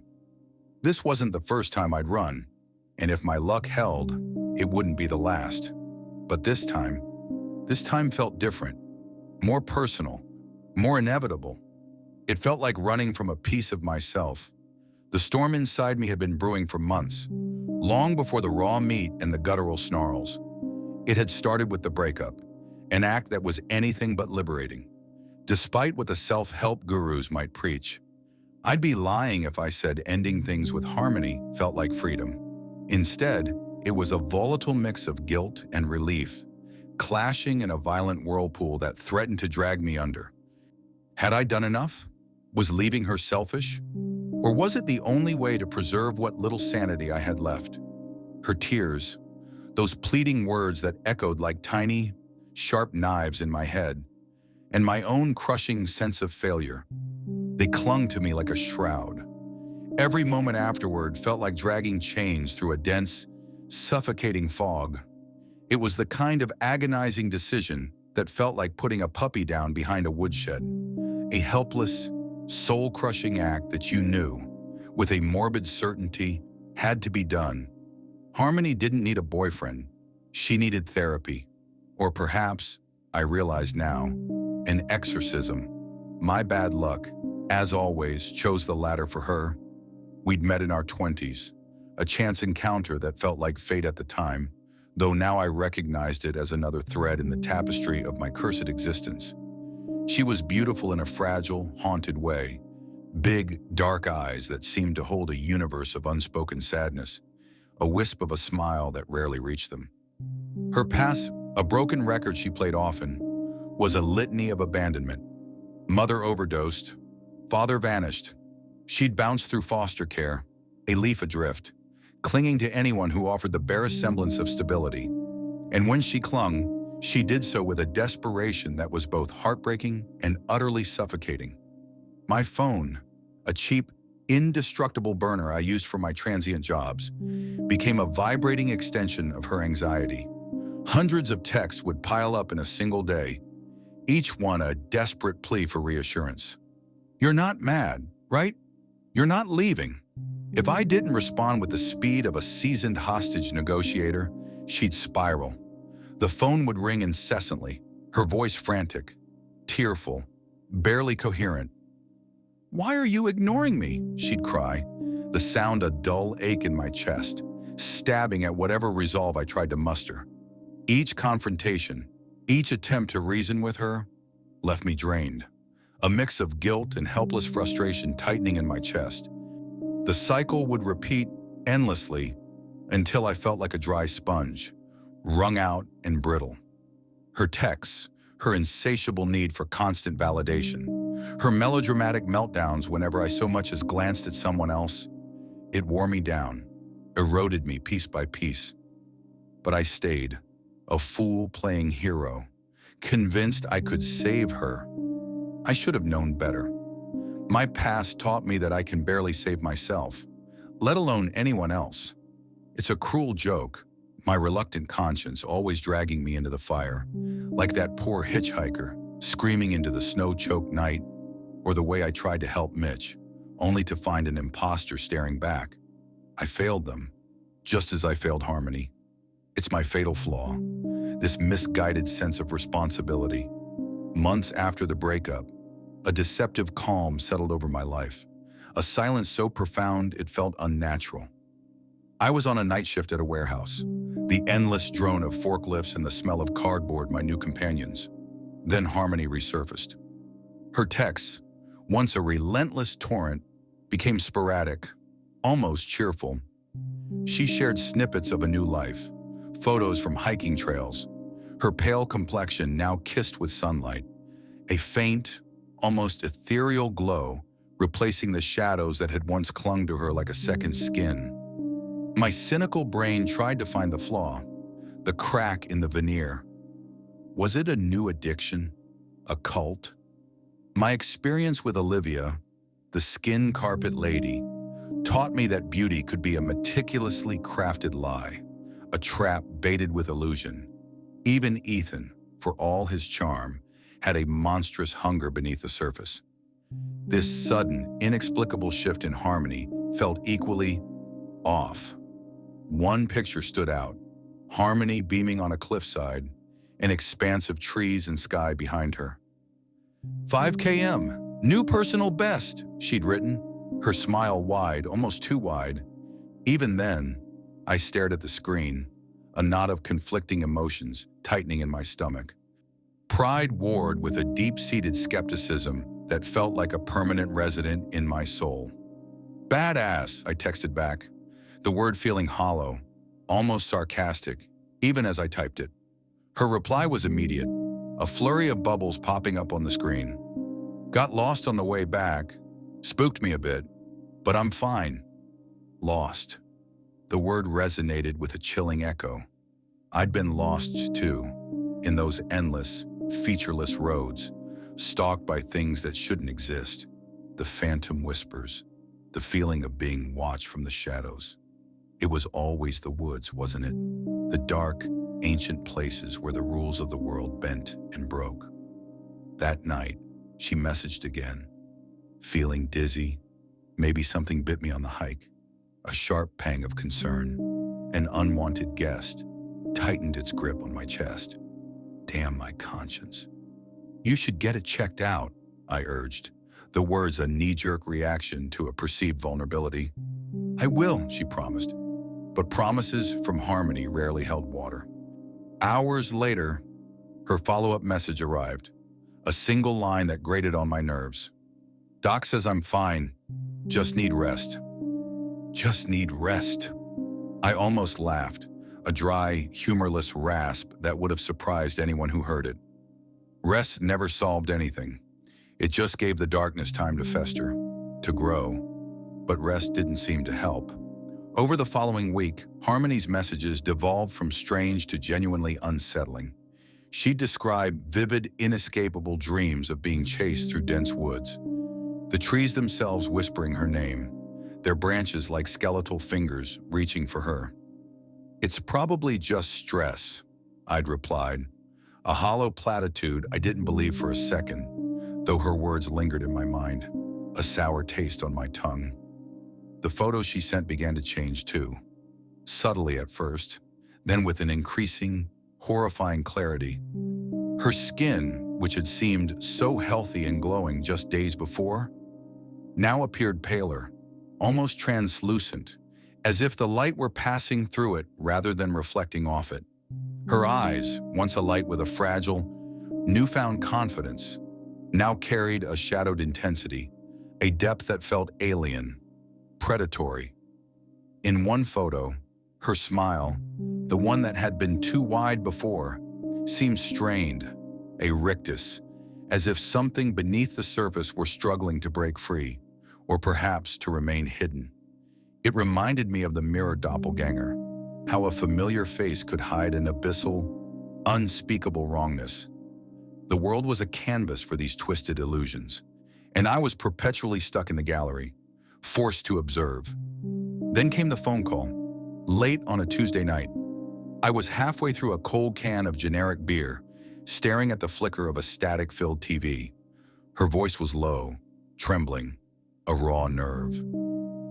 "Leo," she whispered, and my name, coming from her, sounded wrong, hollowed out. "I don't feel right. I keep hearing things at night. Footsteps outside my window, scratching at my door." A shiver, cold and sharp as a surgeon's scalpel, crept down my spine. The image of the man in the walls, his presence a silent threat behind the drywall, flashed through my mind. This was the same insidious invasion, the violation of sanctuary. "Do you want me to come over?" I asked, already reaching for my keys, cursing my damnably inconvenient conscience. Every fiber of my being screamed no, but the words came out anyway, a reflex I couldn't seem to unlearn. "No," she replied, or too quickly. The word sharp, final. I don't want you to see me like this." Her refusal only deepened my unease, twisting it into a tight knot of dread. This wasn't the Harmony I knew, the one who craved constant validation, who would have begged me to come. This was something new, something chilling. That night, I couldn't shake the image of her sitting alone in her dimly lit apartment, clutching her phone with trembling hands as shadows, literal or otherwise, closed in around her. Something was profoundly wrong, and though I couldn't explain it, I knew the Harmony I once knew was slipping away, replaced by something else. This was becoming a pattern. Something always slipped away. My family, my memories, my hope. The next morning, my phone buzzed incessantly on the cheap nightstand beside my futon. It was a relentless vibration, a physical manifestation of my growing dread. I squinted at the screen through the gloom of my apartment. 19 missed calls, dozens of texts, a rapid-fire sequence of increasingly disturbing fragments. "I don't remember last night. There's blood. Leo, I'm scared." Panic, cold and sharp, overtook me. It was a familiar sensation, a constant companion on this long, strange journey. This was the kind of panic that burrowed deep, bypassing the cynical logic circuits and going straight for the primal fear. Despite every instinct screaming at me to run, to pack the go bag and disappear into the anonymity of the highway, I found myself pulling on my worn leather jacket, the old analog watch still ticking dutifully on my wrist, and rushing out the door. My reluctant conscience, it seemed, was determined to lead me to my grave. Her apartment building stood silent, a monolithic tombstone against the gray morning sky. I took the stairs two at a time, my boots echoing hollowly in the deserted stairwell. The silence in the hallway outside her door was the first thing that truly hit me. An oppressive quiet that hung heavy in the air, thick and cloying, like dust motes suspended in a sunbeam, but somehow more sinister. My hand hesitated over the doorknob, the cool metal feeling like a promise of something terrible. I knew, with a certainty that chilled me to the bone, that whatever was waiting for me inside wouldn't be good. It never was. The door, somehow unlocked, creaked open with a groan that seemed to scrape against my eardrums, revealing a scene that looked like it had been ripped from the darkest corners of a nightmare. The living room was a carnival of chaos, furniture overturned, splintered wood and shattered glass glittering malevolently on the floor like scattered jewels. And then the blood. Not just a few drops, but streaks and smears. Dark, viscous handprints streaked across the walls in erratic, desperate patterns, as if someone had been trying to escape. Clawing at the very structure of the room, the metallic tang of it hung heavy in the air, a visceral assault on my senses. My stomach churned, bile rising in my throat. This wasn't a simple domestic dispute. This was a slaughterhouse masquerading as a living room. Harmony sat hunched on the couch, her knees drawn tightly to her chest, rocking back and forth with a slow, hypnotic rhythm. Her pale hands were clutched in her hair, pulling at the strands as if trying to rip away the memory of the night. Her eyes, shadowed and wide, darted to mine as I entered, a flicker of something I couldn't quite name. Fear, recognition, passing through them. "Leo," she whispered, her voice a thin, reedy tremble, barely audible above the ringing in my ears. I don't know what happened." "What do you mean you don't know?" My voice was rough, choked with a mix of horror and disbelief. I gestured wildly to the surrounding chaos, the shattered remnants of what had once been her life. "Look at this place. Whose blood is this?" She shook her head violently, a rapid, almost animalistic movement, tears streaming down her face, carving paths through the grime and dried blood smeared there. "I don't know. I don't remember anything after I got home last night." Her voice cracked, raw with fear, but there was something else beneath it, something cold and distant that made the hairs on my arms stand on end. I hesitated, my eyes scanning the room again, my gaze lingering on the blood. It was too much for a minor injury. And the handprints, they were too large, the fingers thick and splayed. They weren't hers. A cold, sinking feeling coiled in my stomach, like a serpent waking from a long slumber. My mind, ever the survivor, pieced together the impossible. "Harmony," I said carefully, kneeling in front of her, trying to keep my voice steady, though my heart was hammering against my ribs. "Who else was here?" Her gaze turned distant, unfocused, as if she were looking through me, or perhaps into some other, unseen dimension. Her breathing quickened, shallow and rapid, like a bird caught in a snare. "There was someone," she said, barely audible, her words a breathy rasp. I think they were in the woods. I saw them, but I don't remember their face. They followed me home, didn't they?" A profound chill, a bone-deep cold that had nothing to do with the apartment's temperature, ran down my spine as her words finally sank in. "Followed me home." The air in the apartment felt suffocating, as if the walls themselves were closing in, pressing down on me. My instinct, honed by years of running from things that defied explanation, screamed at me to get out, to grab her and drag her out of this madness, to leave this place behind and never look back. But I couldn't move, rooted to the spot, my mind racing with questions I wasn't ready to ask. Questions I knew, deep down, I didn't want the answers to. It felt like standing on the edge of a void, peering into the abyss, and sensing something ancient and hungry staring back. "We need to get you out of here," I said finally, my voice firmer than I felt, a desperate attempt to impose some semblance of order on the encroaching chaos. She nodded, her movements stiff and robotic, as if fear had taken physical control of her body, turning her into a puppet. Whatever had happened here, whatever she'd seen, or whatever had done this, was far from over. This was just the prologue. My gut told me that. My gut was never wrong. I brought her to my apartment, a sterile, temporary sanctuary, hoping to keep her safe, to shield her from whatever had marked her.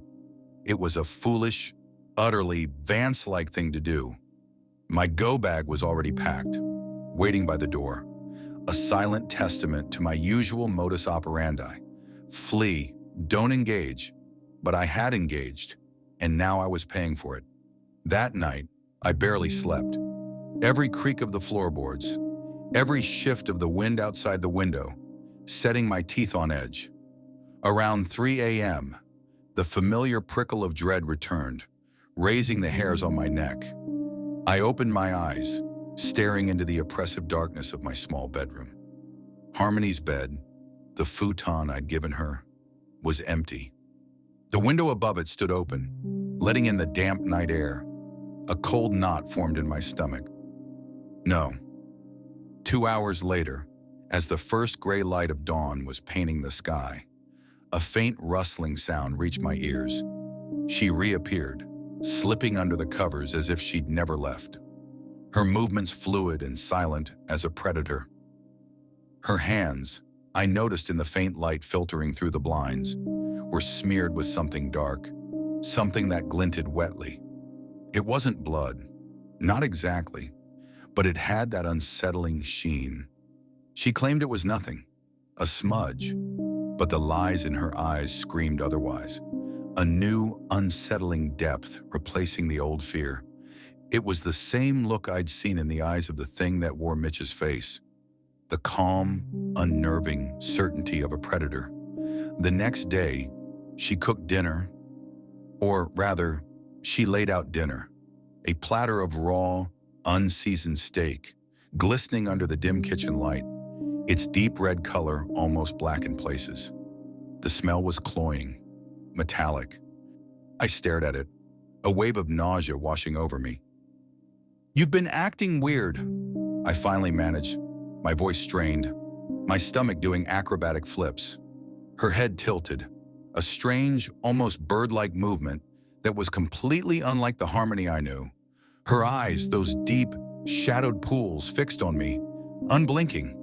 "Weird," she purred, the sound too low, too resonant for her petite frame. "I feel better than ever."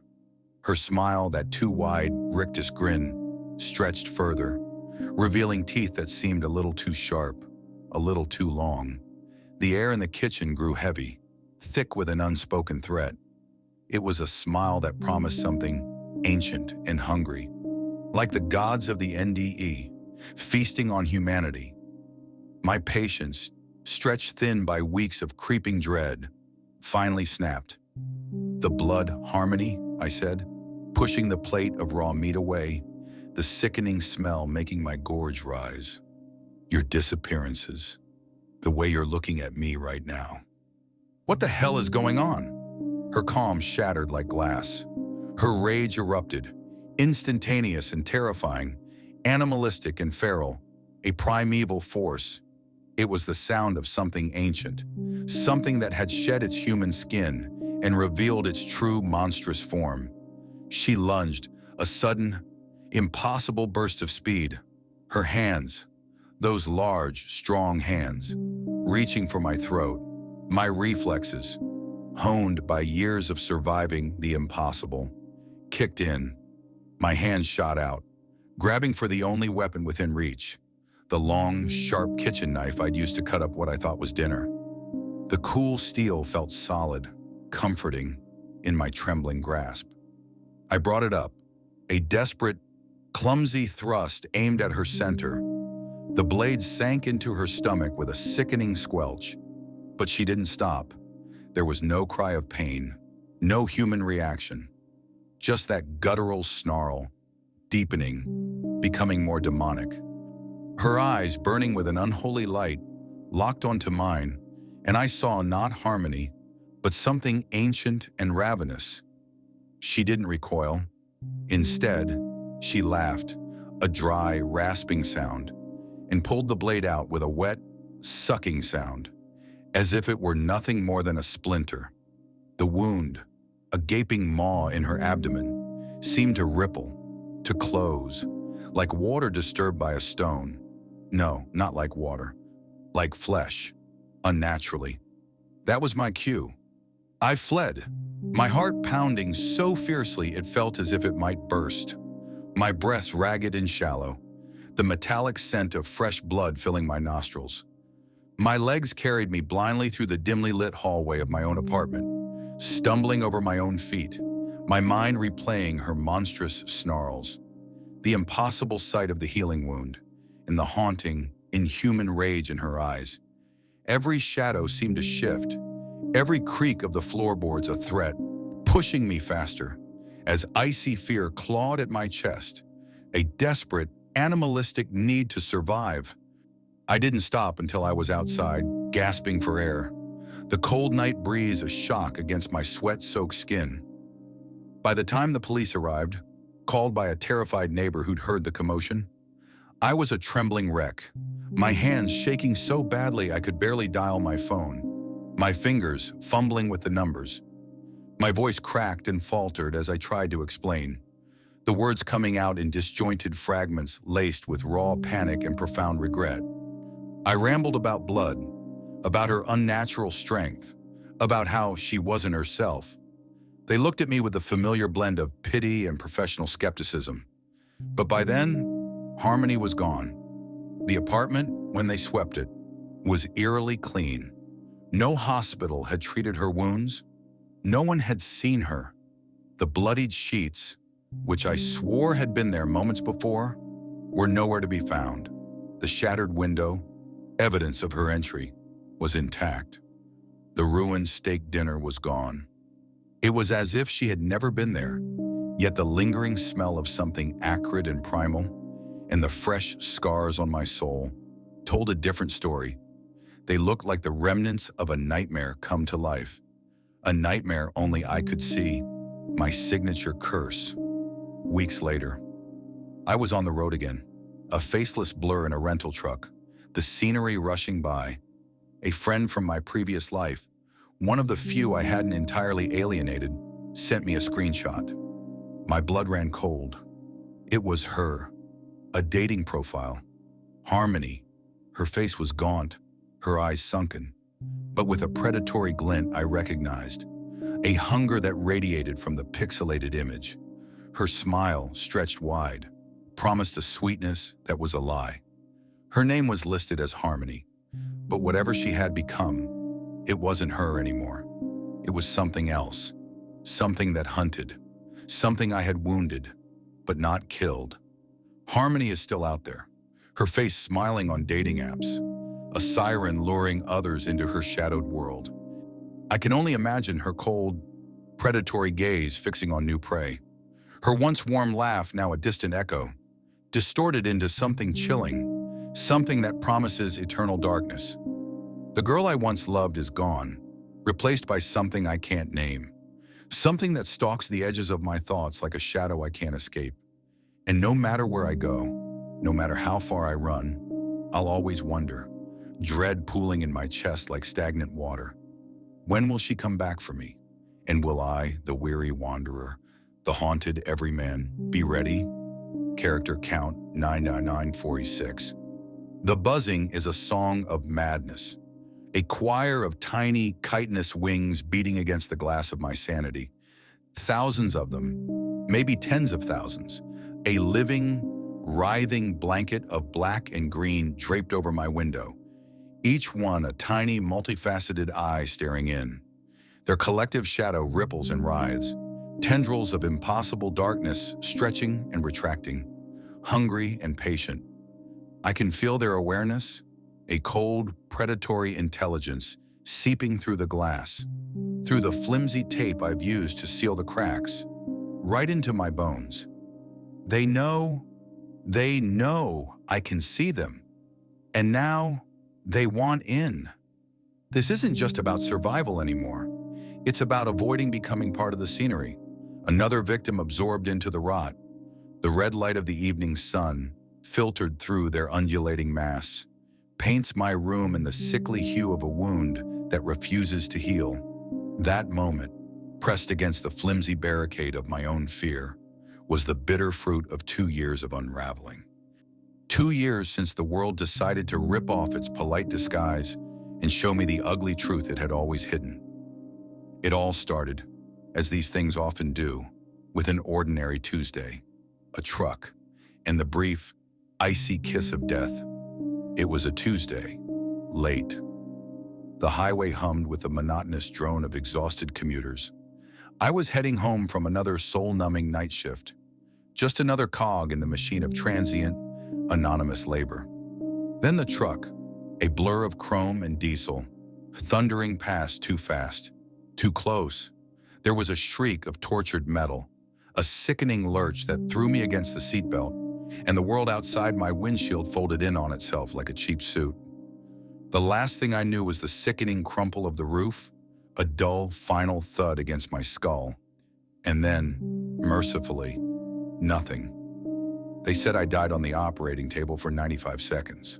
Not long enough for pearly gates, not long enough for a proper out-of-body experience. Just a cold, crushing blackness that tasted of ash and ozone. It wasn't peaceful, more like being submerged in stagnant water, sensing vast, indifferent things moving just beyond the edge of perception.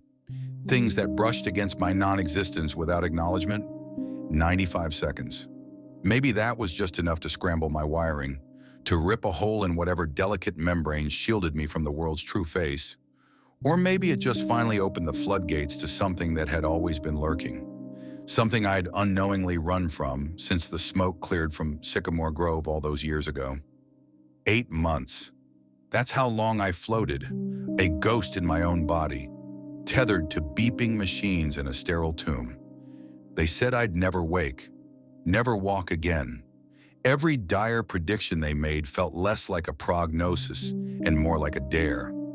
I was still Leo Vance, but the old me was gone, replaced by a weary husk, haunted by a dread I couldn't yet name.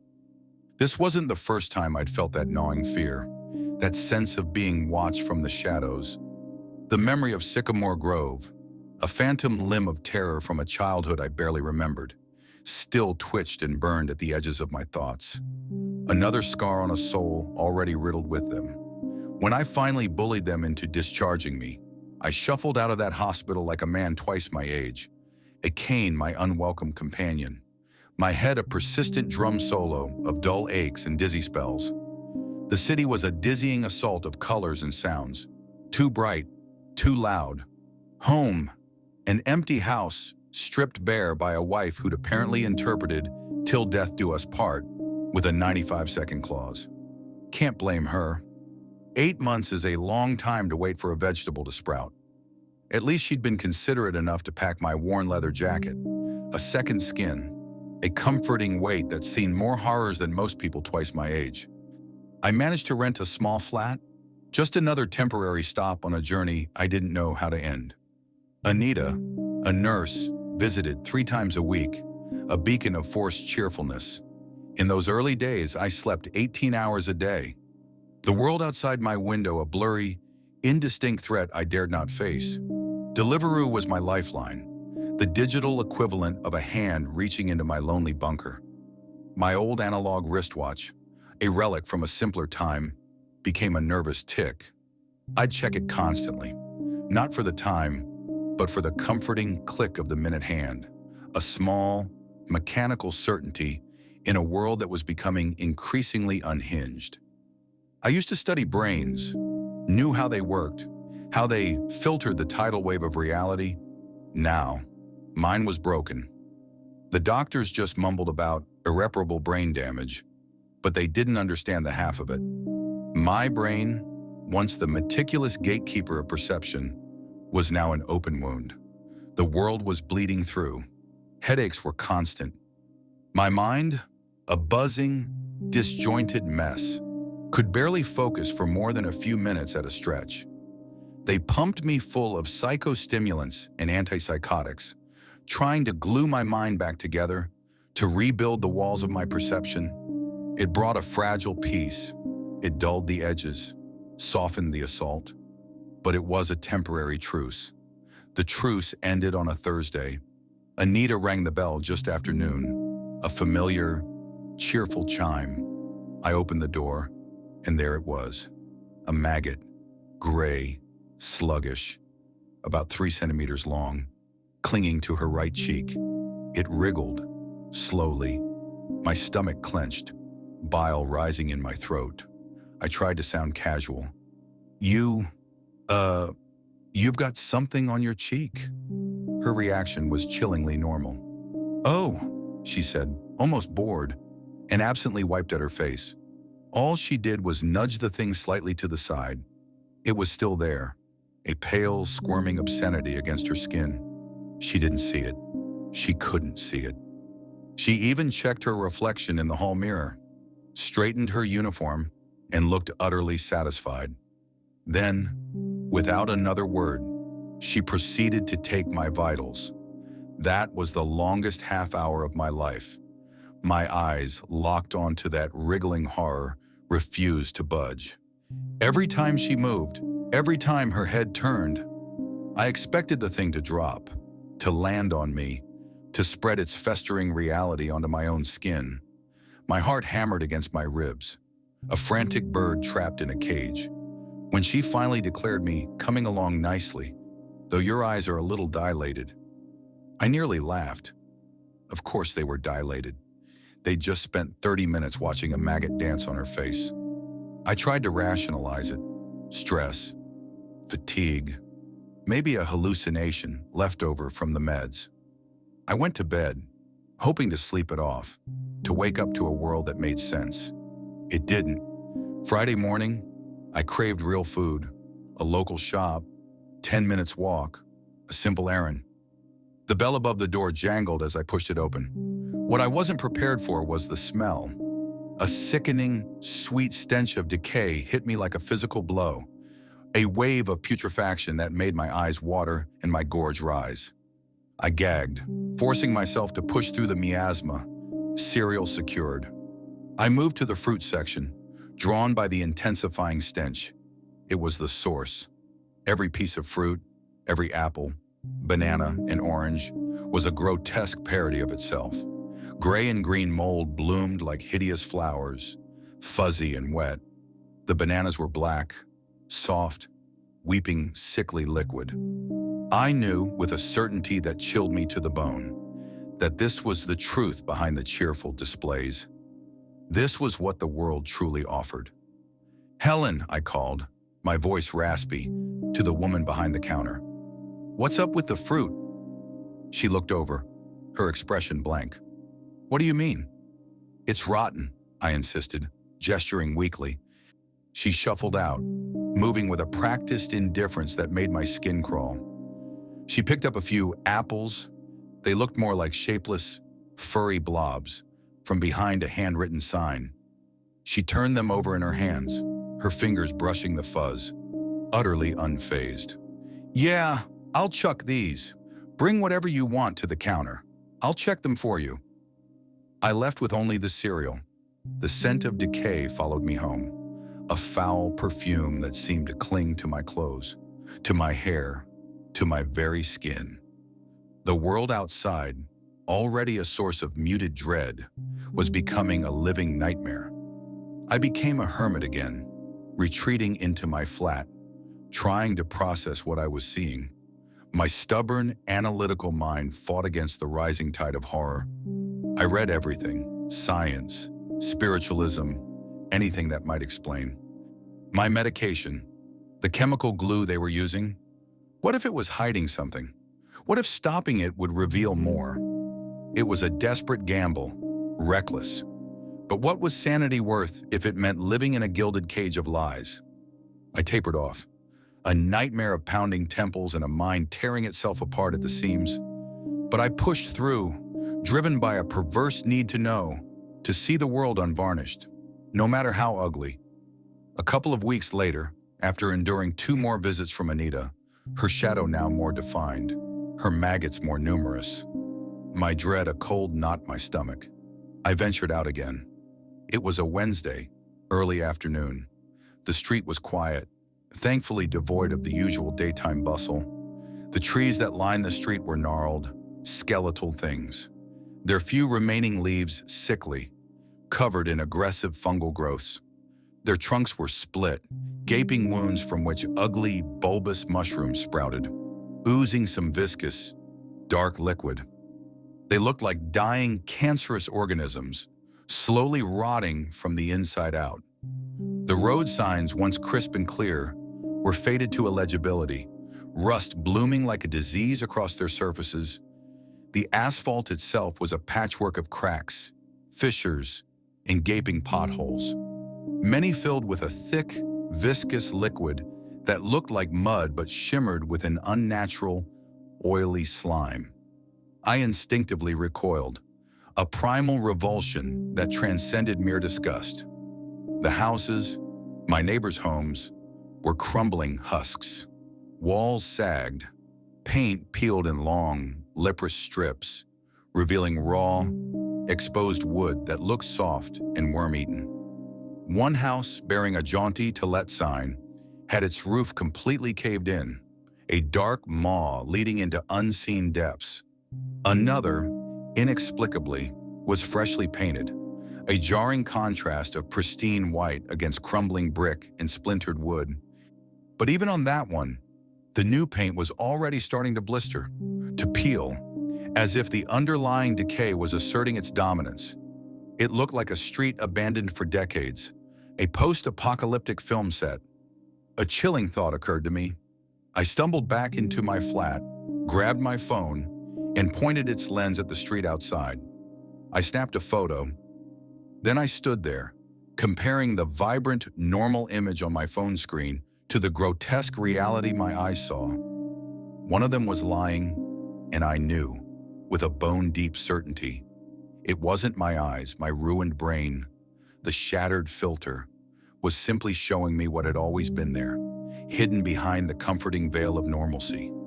It was a truth too hideous to bear, a reality that would drive most people to the asylum.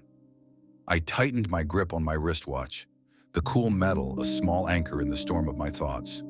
No, not me, not yet.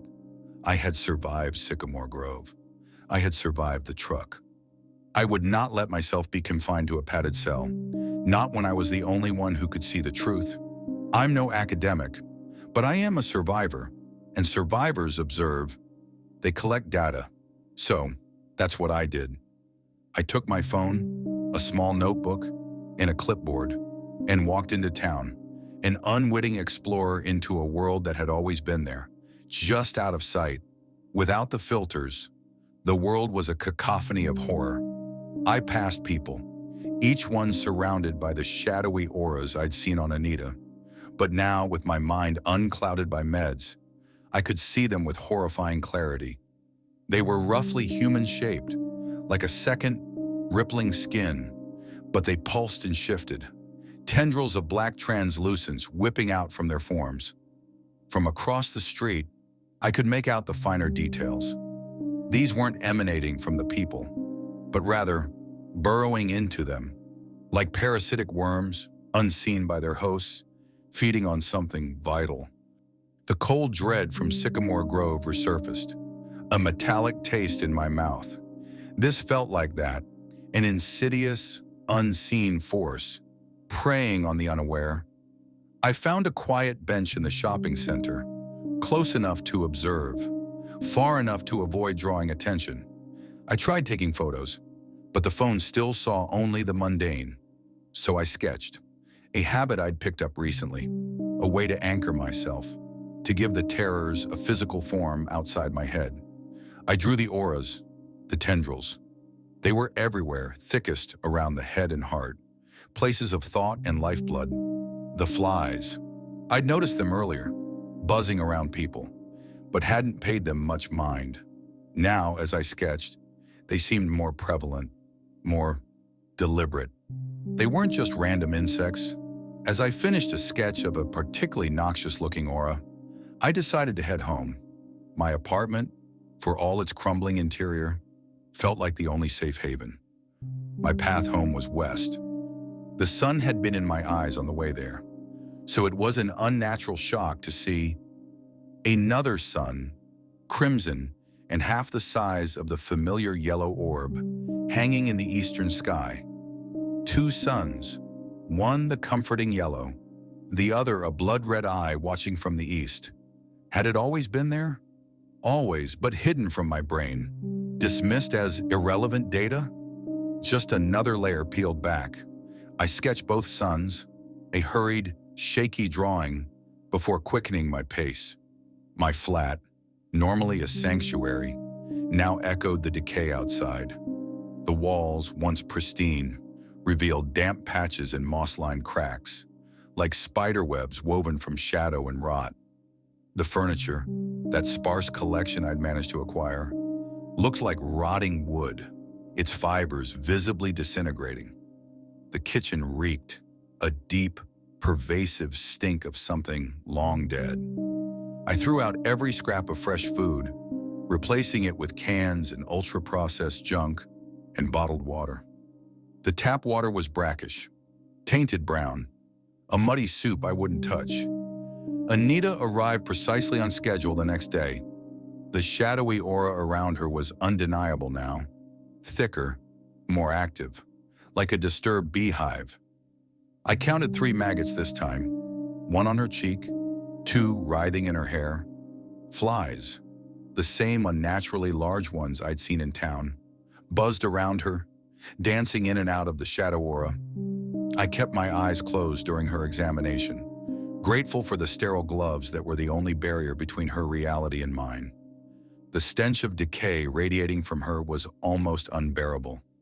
Physically fine, emotionally agitated, she declared, cheerful as ever. No shit, I thought, my jaw clenched. She tried to schedule an inpatient appointment, but I just nodded. Anything to get her out. I had no intention of going. The TV, bless its digital heart, was still normal. Whatever horrors my eyes now perceived, the camera couldn't capture. I spent the rest of the day binge-watching junk, desperate for any semblance of normalcy, any reminder of the world I'd lost. The next day, a desperate plan formed. I needed a closer look at these things, and the doctor's office, a place of supposed authority and sterile environment, felt like a controlled experiment. I called, feigned an emergency, my antipsychotics had run out, and secured an immediate appointment. 2 suns painted the sky a bruised purple as I drove, waiting in my car until the last possible moment, steeling myself. The receptionist, a smiling woman whose skin seemed to barely cling to the bones of her face, ushered me in. The doctor, a short, balding man, sat behind his desk. His white coat, if it had ever been white, was now a tapestry of stains, a collection of forgotten filth. Months, or just days. I couldn't tell. His aura was more pronounced than Anita's, a turbulent storm of black tendrils constantly snaking about him, burrowing into his skin as if it were air. His face, up close, was a roadmap of blemishes and weeping sores I hadn't seen before. And the flies, half a dozen of them, huge, black and green, buzzing around him, dipping into and out of his aura, dragging wisps of it with them.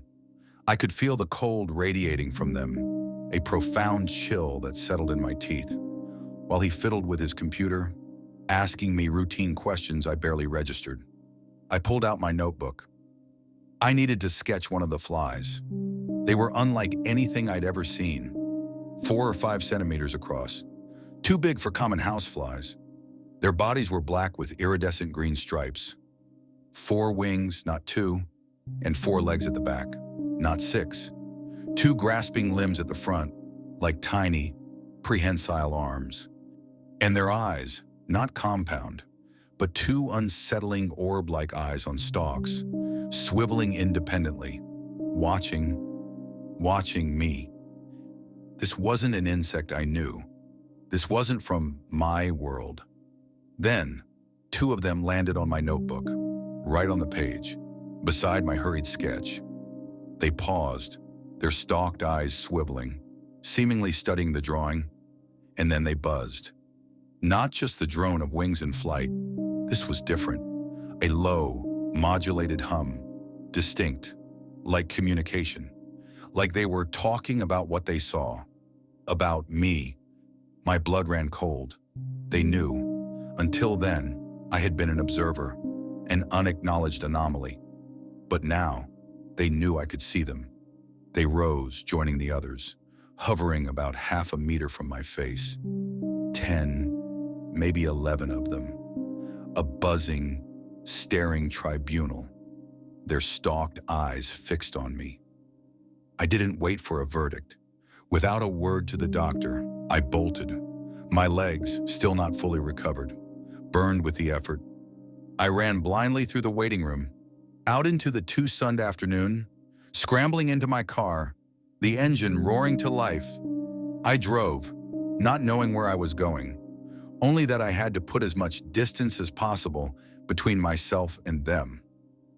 I reached my flat, slammed the door, and began a frantic, desperate ritual of sealing myself in.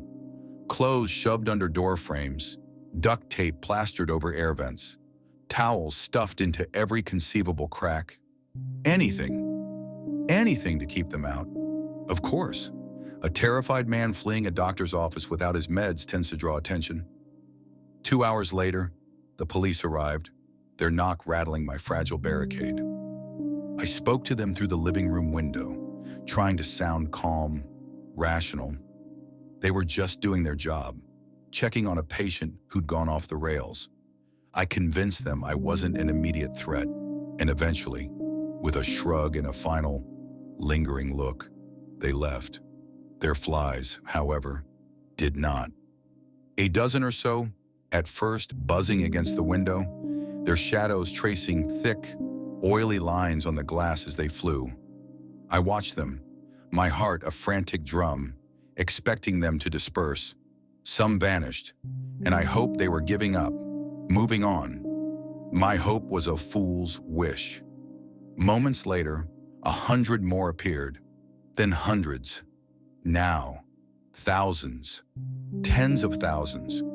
A living, pulsating wall of black and green, a grotesque tapestry of chitin and buzzing wings, plastered against my window.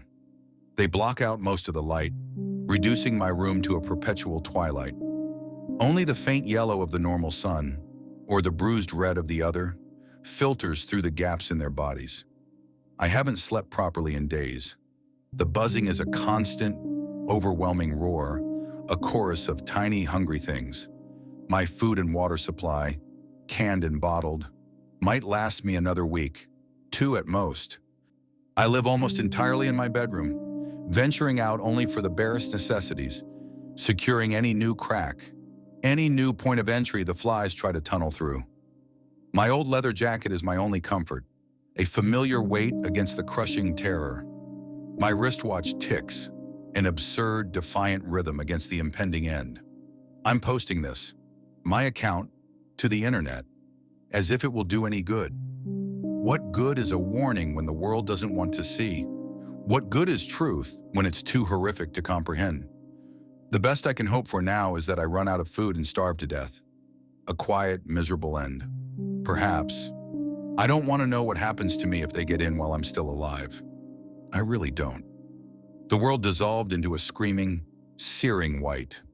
My own voice, a raw, animal bellow, clawed its way from my throat, but it was lost beneath the sound of my flesh sizzling. Viscous, hot liquid sloshed and dripped, not just on my face, but from it. I felt a ghastly, jelly-like warmth trickle down my cheeks, pooling near my ears, and then a sticky, sickening plop as something detached and fell onto the pristine white pillowcase. God, it smelled like ozone and 1,000 burning insects. A smell that clung to the inside of my skull, even as the pain, an inferno of pure, unadulterated agony, consumed every last synapse. That was the grand finale, of course. The moment the curtain truly dropped on any semblance of a normal life I'd foolishly, naively tried to build.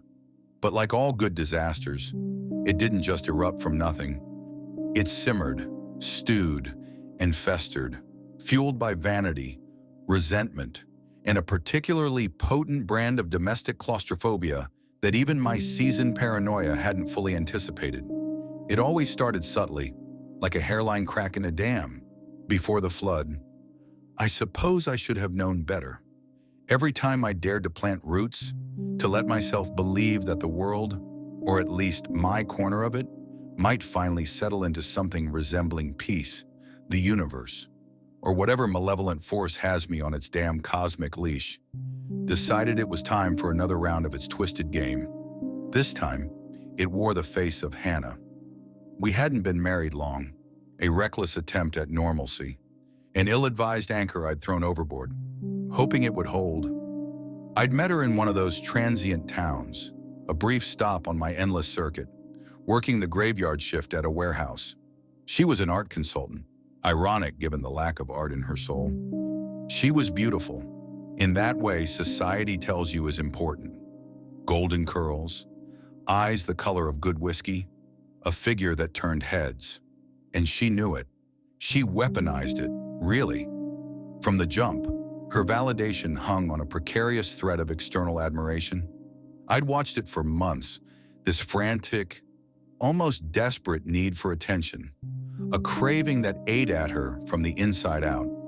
I remember one evening, propped up in a cheap motel bed, long before the acid, Hannah had been telling me about her old man, said he once refused to put up her school photos, told her acne was disgusting. My lip had twitched. I could see the origin of her obsession, clear as day. Not that understanding it ever stopped the bleeding. Trauma breeds its own kind of monster, and Hannah's was a particularly venomous strain of self-loathing, masked as superiority. Look, I'm no Hollywood hunk, I told myself 1,000 times, running a hand over the stubble on my chin, peering into the scratched surface of a gas station mirror. But I'm not exactly scraping the bottom of the barrel either. I'd always considered looks a cosmic lottery anyway, a biological crapshoot that had little to do with who you actually were. But for Hannah, it was the only currency that mattered. Her fixation on always being the center of attention could get corrosive, like that night at the gala. One of those excruciating corporate shindigs I only attended because my new temporary job, some high-end security gig I'd picked up to stay off the grid, required it. I'd even reluctantly worn a suit, a borrowed, ill-fitting thing that made me feel like I was wearing someone else's skin. Yet the senior partners, a gaggle of vultures circling a fresh kill, were buzzing around me uwank. My presence, my silence, my general air of not giving a damn about their power games apparently made me a curiosity. Hannah, however, could not abide it. I woke up the next morning to find a fist-sized tear beneath the lapel of that dinner jacket, along with 2 buttons missing, childish, petty, and disturbingly violent. It was a red flag the size of a billboard, and I, ever the optimistic fool, waved it off as a one-off, a single twitch on the old analog wristwatch on my left wrist, a quiet internal sigh, and I told myself it was just stress. But it wasn't. In the months that followed, she insisted on attending every cocktail party, every charity ball, no matter how mundane, dressed to kill. Her hair, those golden curls, cascaded over her shoulders, lusciously bouncy, perfectly coiffed. She'd cling to my arm, a glass of champagne always in hand, and endlessly refer to herself as my trophy wife or the winning lottery ticket that blew into my hand. Each remark, delivered with a saccharine smile for the audience and a glint of something cold in her eyes just for me, felt like a tiny, poisoned dart. They ate away at me, these snide little cuts, burrowing under the calluses I'd built over the years. You'd think, from her tone, I'd married a professional Shrek impersonator. My fatal flaw, that reluctant conscience, started itching. It was a hot, humid night, the kind that promised a thunderstorm but delivered only oppressive stillness. We were at another one of her society events, the air thick with the scent of lilies and desperation.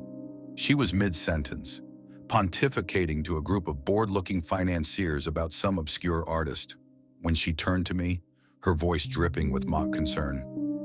"Don't you think you're punching above your weight with me, honey?"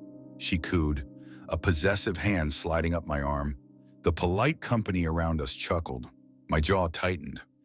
I felt the familiar burn of frustration, a resentment I usually kept buried deep, bubbling up. This whole charade, this attempt at a normal, domestic life, was wearing thin. I checked my wristwatch. The old, scarred face of it a stark contrast to the polished diamonds on Hannah's wrist. It was late. I was tired. I was tired of pretending, tired of running, tired of stopping, tired of starting over.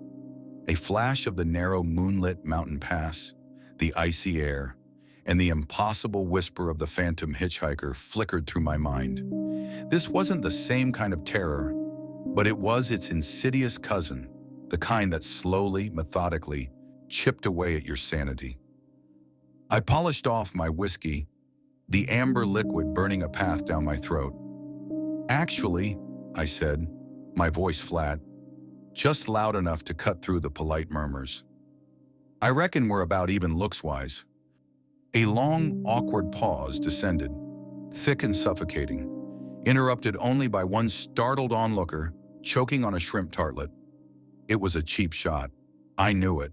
A low blow, but the pressure valve had finally blown. I hated myself for it, even as a twisted sense of satisfaction curled in my gut. My job was to keep moving, to not get attached, to not upset the delicate balance of my haunted existence. And yet, here I was, playing house, playing husband, and now, playing the smartass. What was wrong with me? Why did I keep putting myself in these situations? To Hannah's credit, her temper didn't boil over until we got home.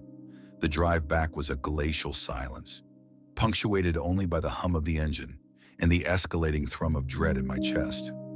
The house, when we pulled up, looked like a trap, a cozy, suburban cage that had somehow become infested with the same insidious wrongness I usually encountered on desolate stretches of highway or in forgotten corners of the urban landscape.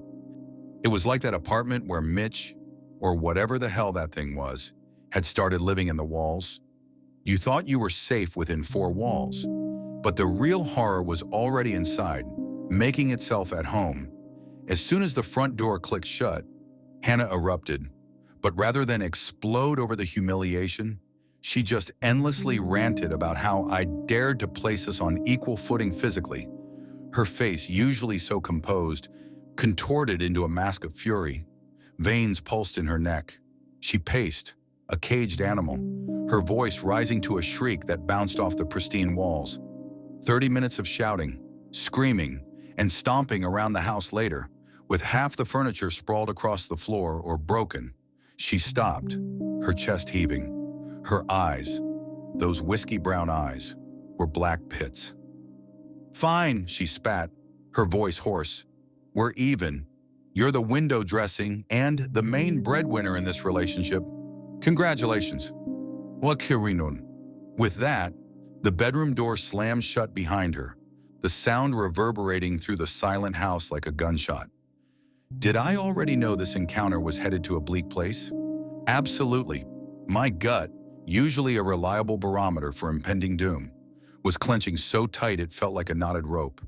It was almost dawn, though, and I could feel Hannah's raw fury, a tangible presence, from the far end of the hall.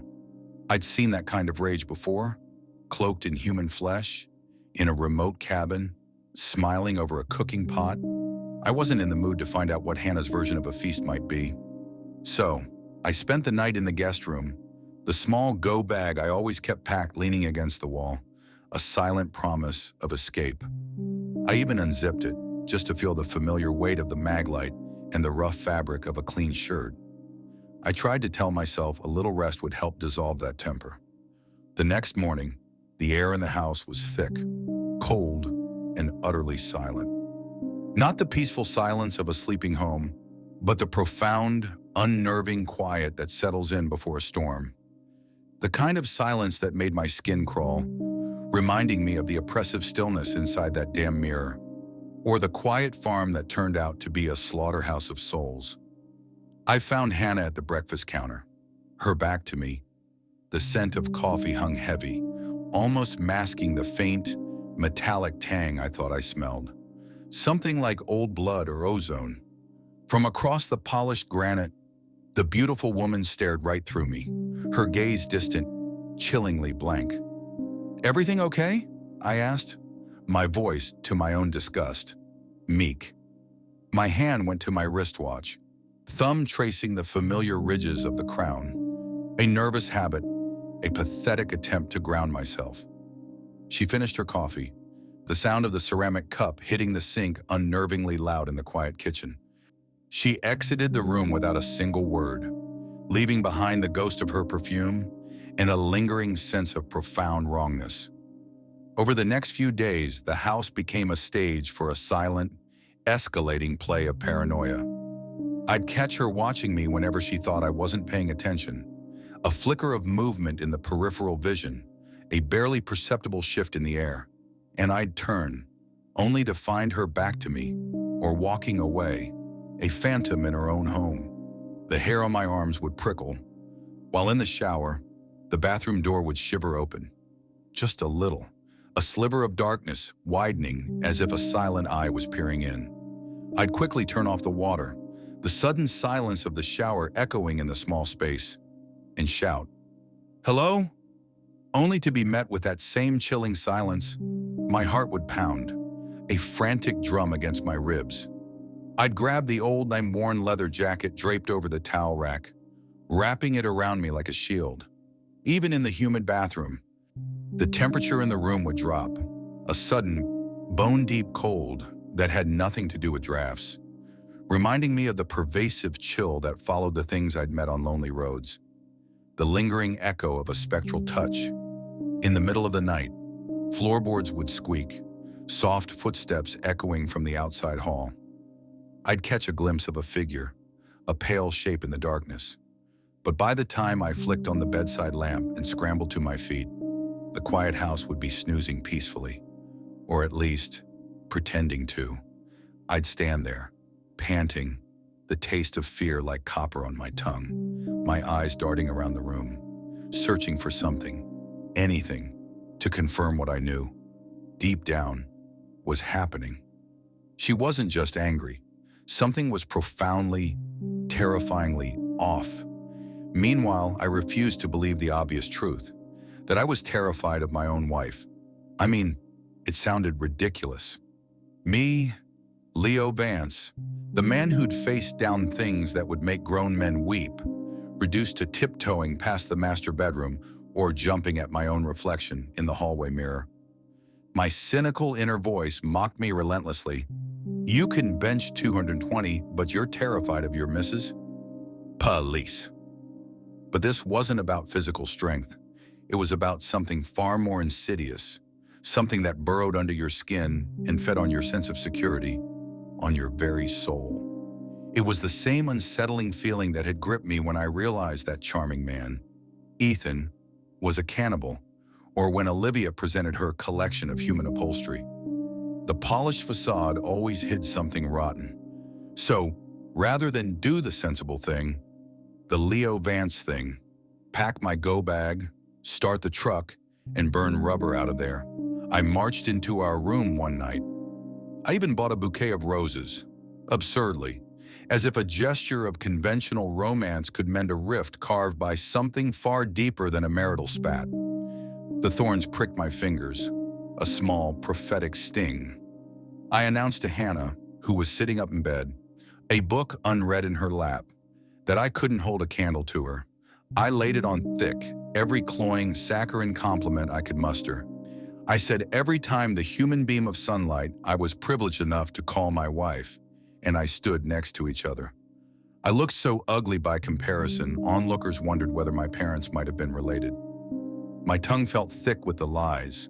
The words tasted like ash. I hated myself for it. I hated her for making me do it.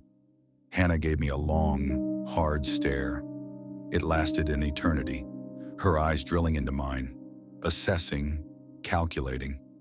Was she seeing the fear in them, the self-loathing, or something else entirely?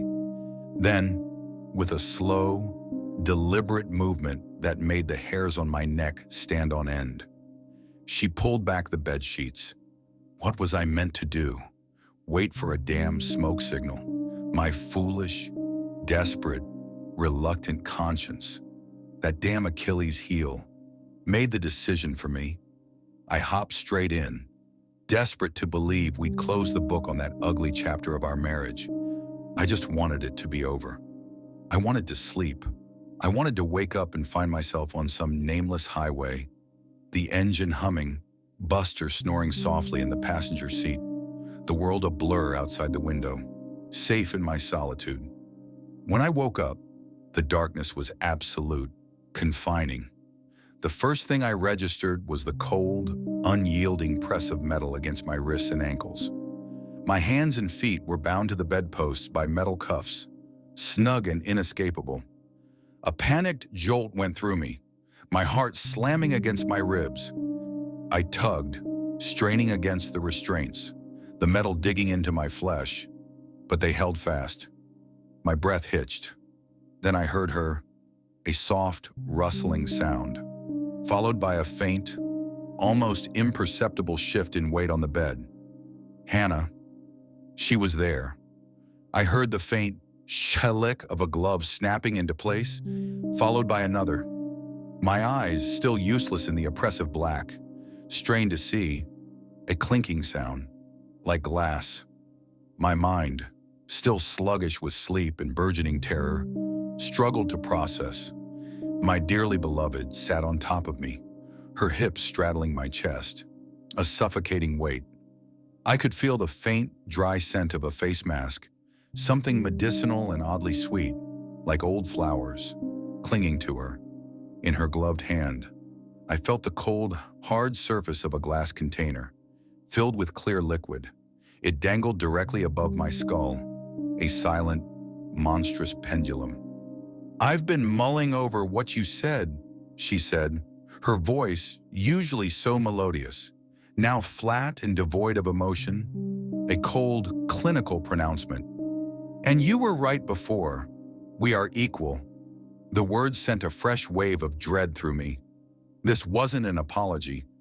This was something else. As she unscrewed the lid, a pungent, acrid aroma seeped out, singeing my nostril hairs, filling my lungs with a burning, chemical haze. My eyes, already useless, watered involuntarily. My stomach lurched. "But that got me thinking," she continued, her voice gaining a disturbing lilt, a cheerful, almost playful tone that grated against my burgeoning horror. "If I'm not the pretty one, what exactly do I bring to this marriage? Nothing. That's what... So I'm gonna knock you down a few pegs, you know, to even things out." The container dangled directly above my skull, slowly tipping forward, inch by terrible inch. My eyes, still unseeing, felt like they were straining out of their sockets. My breath caught in my throat.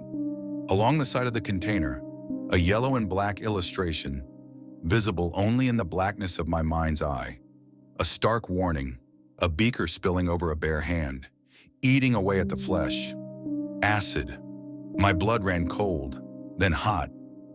"No, Hannah," I choked out, a pathetic, stammering mess, the word catching on a suddenly dry throat. "Hannah, please." My pleas were cut short by the sudden, overwhelming sensation of her big, bright smile, not seen, but felt, a chilling presence in the darkness. It was the smile that made so many men melt like butter in a hot pan. And then, scalding liquid doused my eyes, a deluge of pure liquid fire. The world dissolved into a screaming, searing white. My own voice, a raw animal bellow, clawed its way from my throat. But it was lost beneath the sound of my flesh sizzling, viscous, Hot liquid sloshed and dripped, not just on my faces, but from it. I felt a ghastly, jelly-like warmth trickle down my cheeks, pooling near my ear, and then a sticky, sickening plop as something detached and fell onto the pristine white pillowcase. God, it smelled like ozone and 1,000 burning insects. A smell that clung to the inside of my skull, even as the pain, an inferno of pure, unadulterated agony, consumed every last synapse. From there are only vague, horrifying echoes. A primal scream issued from my bubbling lips, a sound that wasn't human. I thrashed, desperate, the metal cuffs biting deeper into my wrists as I clawed my way across the room.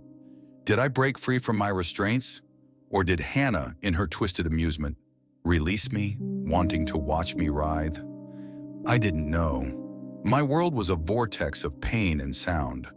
The pristine white pillowcase felt like a canvas for my own disfigurement. The air itself seemed to vibrate with a chilling, high-pitched laughter. The world appeared as blobs of swirling, indistinct color, reds and yellows blurring into a sickening haze. My nightshirt, clinging to my chest, kept growing hotter by the second, the acid seeping through the fabric, burning its way into my skin. As I ripped it off over my skull, a frantic, desperate movement, there came a flash of bright light, like a camera flash, accompanied by that chilling laughter. It occurred to me, with a sickening lurch, that Hannah was probably watching this with great amusement, delighted by her husband's disfigurement. What I didn't realize at the time was that she'd also snapped photos, probably already sending them to our closest friends, the very ones who had chuckled at her superficial jokes. In the morning, they'd wake up, open pictures of me wrestling my shirt over my head, accompanied by the caption, "My ugly man's got that beach bod," and chuckle at what they believed was my disgusting Halloween mask. The thought, even through the agony, was a fresh dose of bile. Disoriented, still burning. I screamed for help, again and again, through lips that felt like they were liquefying. My voice, ragged and hoarse, tore through the silent house, but there came no response. No concerned neighbor, no passing car, just the echo of my own desperate cries, swallowed by the oppressive quiet. My phone wasn't charging on the bedside cabinet where I'd left it. I remembered that much. I fumbled around on my hands and knees, the soft, plush carpet beneath my palms, giving way to the cold, hard surface of tiled floor. The bathroom, guided by muscle memory, the desperate survival instinct kicking in. I worked my way over into the bathtub, my hands spider-walking up the slick, porcelain side. Every movement sent fresh waves of agony through my face, 1,000 tiny knives twisting in my skin. With help from the towel rack, a flimsy metal bar that bowed under my weight, I dragged myself to a standing position, my legs trembling. The controls for the shower sat at chest height, a familiar layout in a world suddenly devoid of visual cues. Still blind, with the inferno raging on my face growing worse with each passing second. I mashed buttons, frantic. A blast of perfect, icy water hit me in the face, a shock to the system that momentarily stunned the pain, providing a fleeting, almost religious relief. I gasped, sucking in the cool, clean air. For a moment, just a moment, I felt a flicker of hope. Maybe I could wash it off. Maybe I could save something. It wasn't long before the shower head got yanked from its holster. I heard the scrape of metal on metal, felt the sudden absence of the steady stream. Then, the powerful jet pelted me in the stomach, moved across my torso and around the side of my thighs, and Hannah. She was here. She was playing. My brief respite shattered into 1,000 shards of terror. The cold water, once a blessing, now felt like a brutal mockery. It was then I heard it, the distinct click of a camera phone, followed by a faint, amused hum. As it turned out, Hannah decided to record an Insta story, water fight with the hideous hubby. Love how we're still so goofy after all these years. I toppled over the side of the tub, my ribs thudding against the cold, unforgiving floor, the impact sending a fresh wave of agony through my already ravaged body. A short time later, my blind flailing somehow carried me into the outer hall. My hand groped for the floor, found only a handful of air, and I went toppling down the stairs, a ragged heap of pain and despair. Each sickening thud, each jarring impact, sent fire through my bones. I landed in a crumpled heap, tasting blood and dust, disoriented, bruised, and still burning. I found myself trapped in that maze of a house. This wasn't working. I was a rat in a cage, being toyed with. My only chance of summoning help, of getting out of this waking nightmare, was with Hannah's phone. But how to get it from her? She was clearly deranged, completely lost to whatever twisted impulses now drove her. The thought of Buster, safe somewhere else, perhaps in the care of that old trucker I'd befriended, provided a thin, desperate thread of purpose. I had to survive this. For him. With a series of stiff shoves, my darling wife wrestled me onto the armchair in the lounge, the heavy fabric rough against my raw skin. Her delicate voice, barely audible through the agony-filled haze, hummed a tuneless, childish melody. I could feel her presence, so close, so menacing. She eased herself into a seat across my lap, a feather lightweight, one arm draped across the back of my neck. I felt the familiar smooth glass of a phone pressed against my cheek. Oh, folk. She was taking a selfie. She was actually taking a selfie with my disfigured face. She really had lost it. The sheer, grotesque absurdity of it all was almost too much to bear. This was a deeper kind of horror than any ghost or monster. This was human malice, pure and concentrated. The second I saw a flashing light, a brief, blinding pulse in my world of swirling color, I sprung into action. It was a reflex, born of pure animalistic desperation. Later, I was told in the action shot captured by the phone, my face had the consistency of strawberry jelly, and where our cheeks touched, melted skin stretched out like the warm cheese on a piece of garlic bread. A grotesque, visceral image I will never unsee. Still blind, fueled by a surge of adrenaline that bypassed the pain, I lashed out. My hand, still raw from the acid, flailed wildly, swiping at Hannah's chest and arms, trying to locate the phone, to wrench it from her grasp. It connected. The phone went spinning out of her hand, a metallic clatter against the hardwood floor. She tried to run, a sudden burst of panicked movement, but I cut off her escape, my instincts overriding my blindness. I knew if she slipped away, I'd be left there to rot, to burn, to die slowly and painfully. I couldn't allow it. My conscience, this damn regrettable thing, demanded I do something.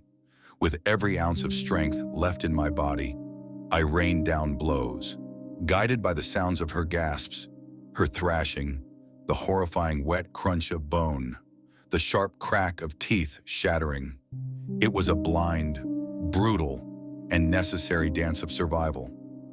My better half fought back, swiping at me, tearing away chunks of flesh from my already ruined face.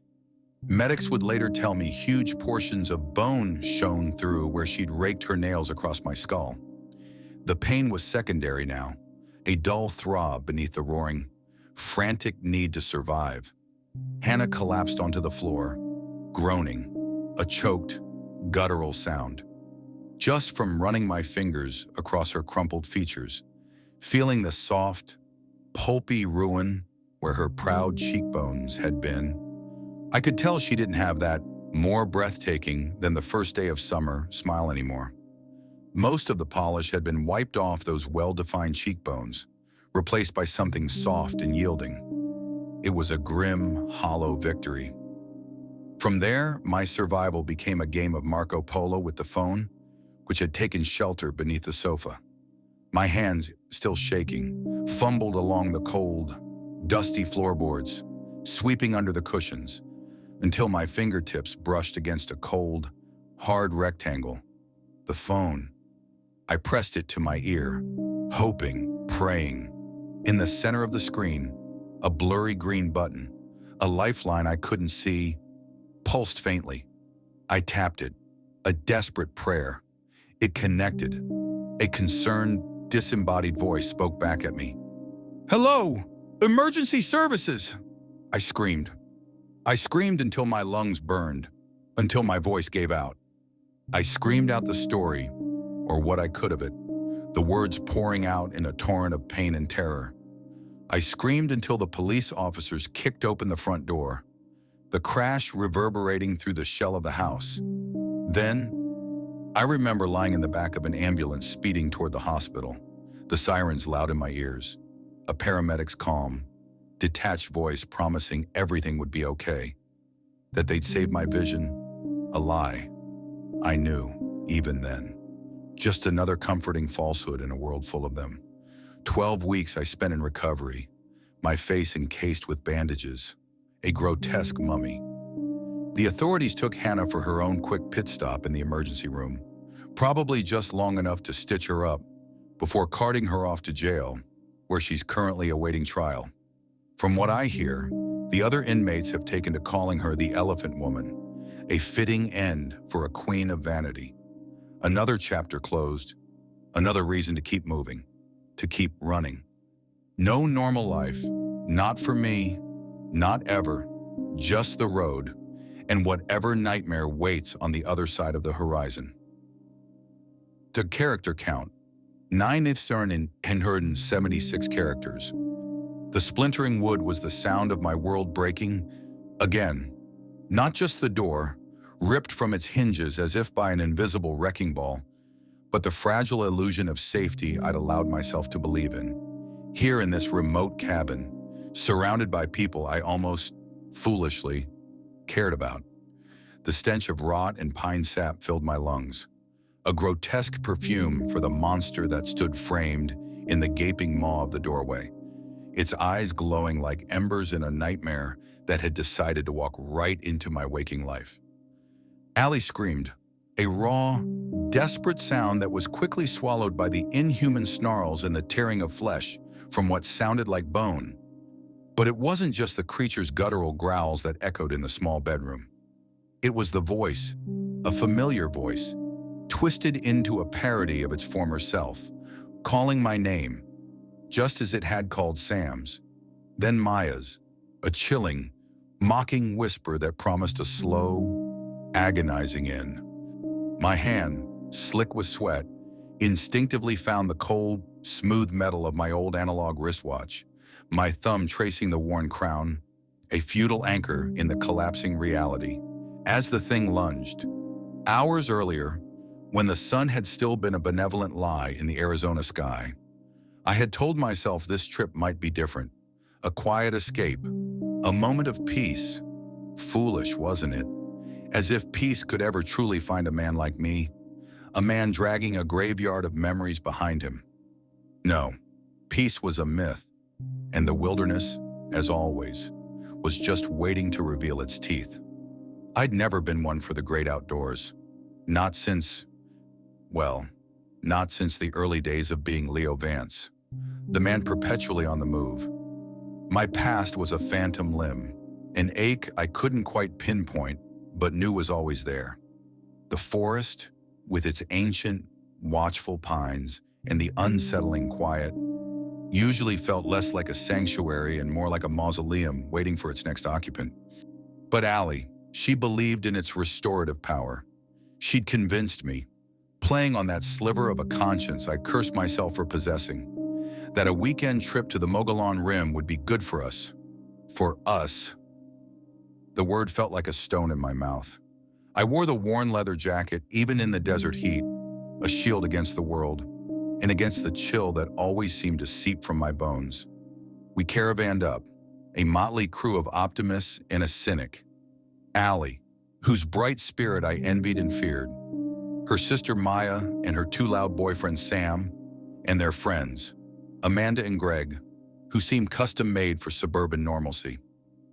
The drive itself, a winding crawl through narrow mountain roads, was punctuated by forced laughter and stories I mostly tuned out, my gaze sweeping the dense forest as we climbed higher.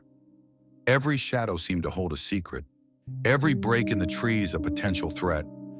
My hand kept straying to my wrist, checking the time on a watch that only served as a nervous tick, a grounding mechanism in a world that spun too fast and too wildly. The cabin we rented was deep in the forest, nestled amidst towering ponderosas that sighed like old men. It was larger and far more luxurious than I'd expected, almost absurdly so for such a remote location. The kind of place you'd expect to find a horror movie plot simmering, not a tranquil retreat. The owner had left a note with the key, scrawled on a yellowed index card. The septic system was emptied recently. Keep the lights off after 10. You don't want attention. I picked up the note, turning it over in my fingers. The paper felt flimsy, almost conspiratorial. You don't want attention? The words tasted like ash. What kind of attention? Bigfoot? Greg had scoffed, his laugh a little too loud, a little too hollow in the sudden stillness of the cabin. But I felt a familiar prickle of dread crawl up my spine, a sensation I knew intimately. It was the same uneasy tightening in my gut I'd felt countless times before. The invisible signpost marking the moment an ordinary day decided to go off the rails and veer straight into the abyss. It smelled like trouble. It always did. Despite the warning, the place did feel cozy. Too cozy. The fireplace crackled invitingly. The beds looked soft and swallowed. It was the kind of deceptive comfort that lulled people into a false sense of security, which, in my experience, was usually the prelude to a very bad time. I unpacked my go bag, placing it by the door, a silent promise to myself that I was ready to bolt at a moment's notice. It was a reflex now, almost unconscious. The first 3 days passed in a haze of manufactured normalcy. We hiked by the lake, cast lines into placid water that never seemed to yield anything but algae, and shared lukewarm stories around a crackling fire pit. But the woods, they were never truly quiet. Every so often, a faint rustling came from the trees, too steady, too rhythmic to be merely the wind. At night, the firelight seemed to cast shadows that didn't belong to us, shadows that stretched too long, moved too independently, while the others dismissed them as tricks of the light or exhaustion. I felt the familiar tension tightening in my shoulders. My hyper-vigilant brain, honed by years of being hunted by things that defy explanation, picked up on every minute anomaly. The air itself seemed to hum with an unspoken presence, a silent acknowledgement that we were not alone. I'd seen this show before, the subtle wrongness, the growing sense of unease. It was the universe tightening its grip, ready to squeeze. On the fourth day, most of us tackled a grueling 6-hour trail. I went, not out of any particular desire for exercise, but because staying in the cabin felt like waiting for the inevitable. Maya and Sam, predictably, opted out, preferring to relax indoors. When we returned, exhausted but superficially exhilarated, the cabin smelled of stale coffee and the cloying sweetness of artificial air freshener, attempting to mask a faint, earthy odor I couldn't quite place. We sat around, sharing pictures and tired jokes over a bland dinner that tasted like cardboard. By 10 p.m., as if on cue, the weariness settled in, and we collectively agreed to turn off the lights, a harmless nod to local superstition, or so Greg insisted. I just wanted the darkness to come, to hide us, to make us less of a target. I retreated to the bedroom, the weight of my leather jacket still heavy on my shoulders even after I'd shed it, the familiar scent of worn leather and stale cigarettes, a strange comfort. Allie was already in bed, her breathing shallow and even. I lay awake for a long time, listening to the creaks and groans of the old cabin, the distant sigh of the wind through the pines. My watch glowed faintly in the gloom. 11:47 p.m., then 12:03 a.m., then nothing. Just the darkness and the silence. The kind of silence that screams. The silence lasted until 2:30 a.m., when a frantic, desperate knock shattered it, cutting through the thin veil of sleep like a rusty blade. It wasn't just loud, it carried a tremor of sheer, unadulterated panic, like the person behind it was fighting to hold on to their last shred of hope.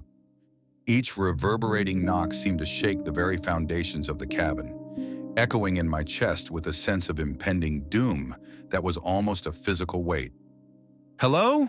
I'm lost. Please, I need help," a man's voice called, raw with terror. My eyes snapped open. I was already sitting up before my brain had fully processed the sound. Allie was instantly awake beside me, gripping my shoulder with trembling fingers, her nails digging into my skin. Her face, illuminated by the faint moonlight filtering through the window, was ashen, her lips pressed tightly together as if holding back a scream of her own. Her wide eyes darted between me and the door, brimming with panic and unshed tears. "Don't answer. Don't speak," she whispered, her voice barely audible, yet weighted with a fear so profound it was contagious.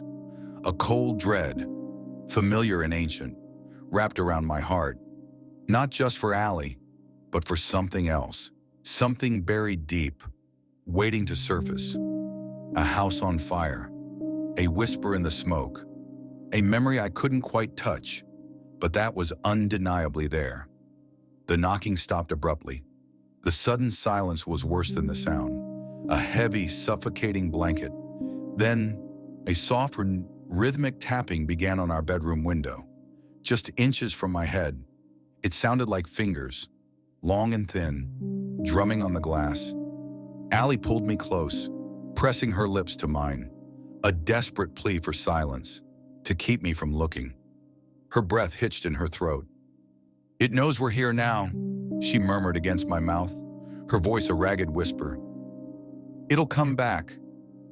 I could feel her heart hammering against my chest, a frantic bird trapped in a cage.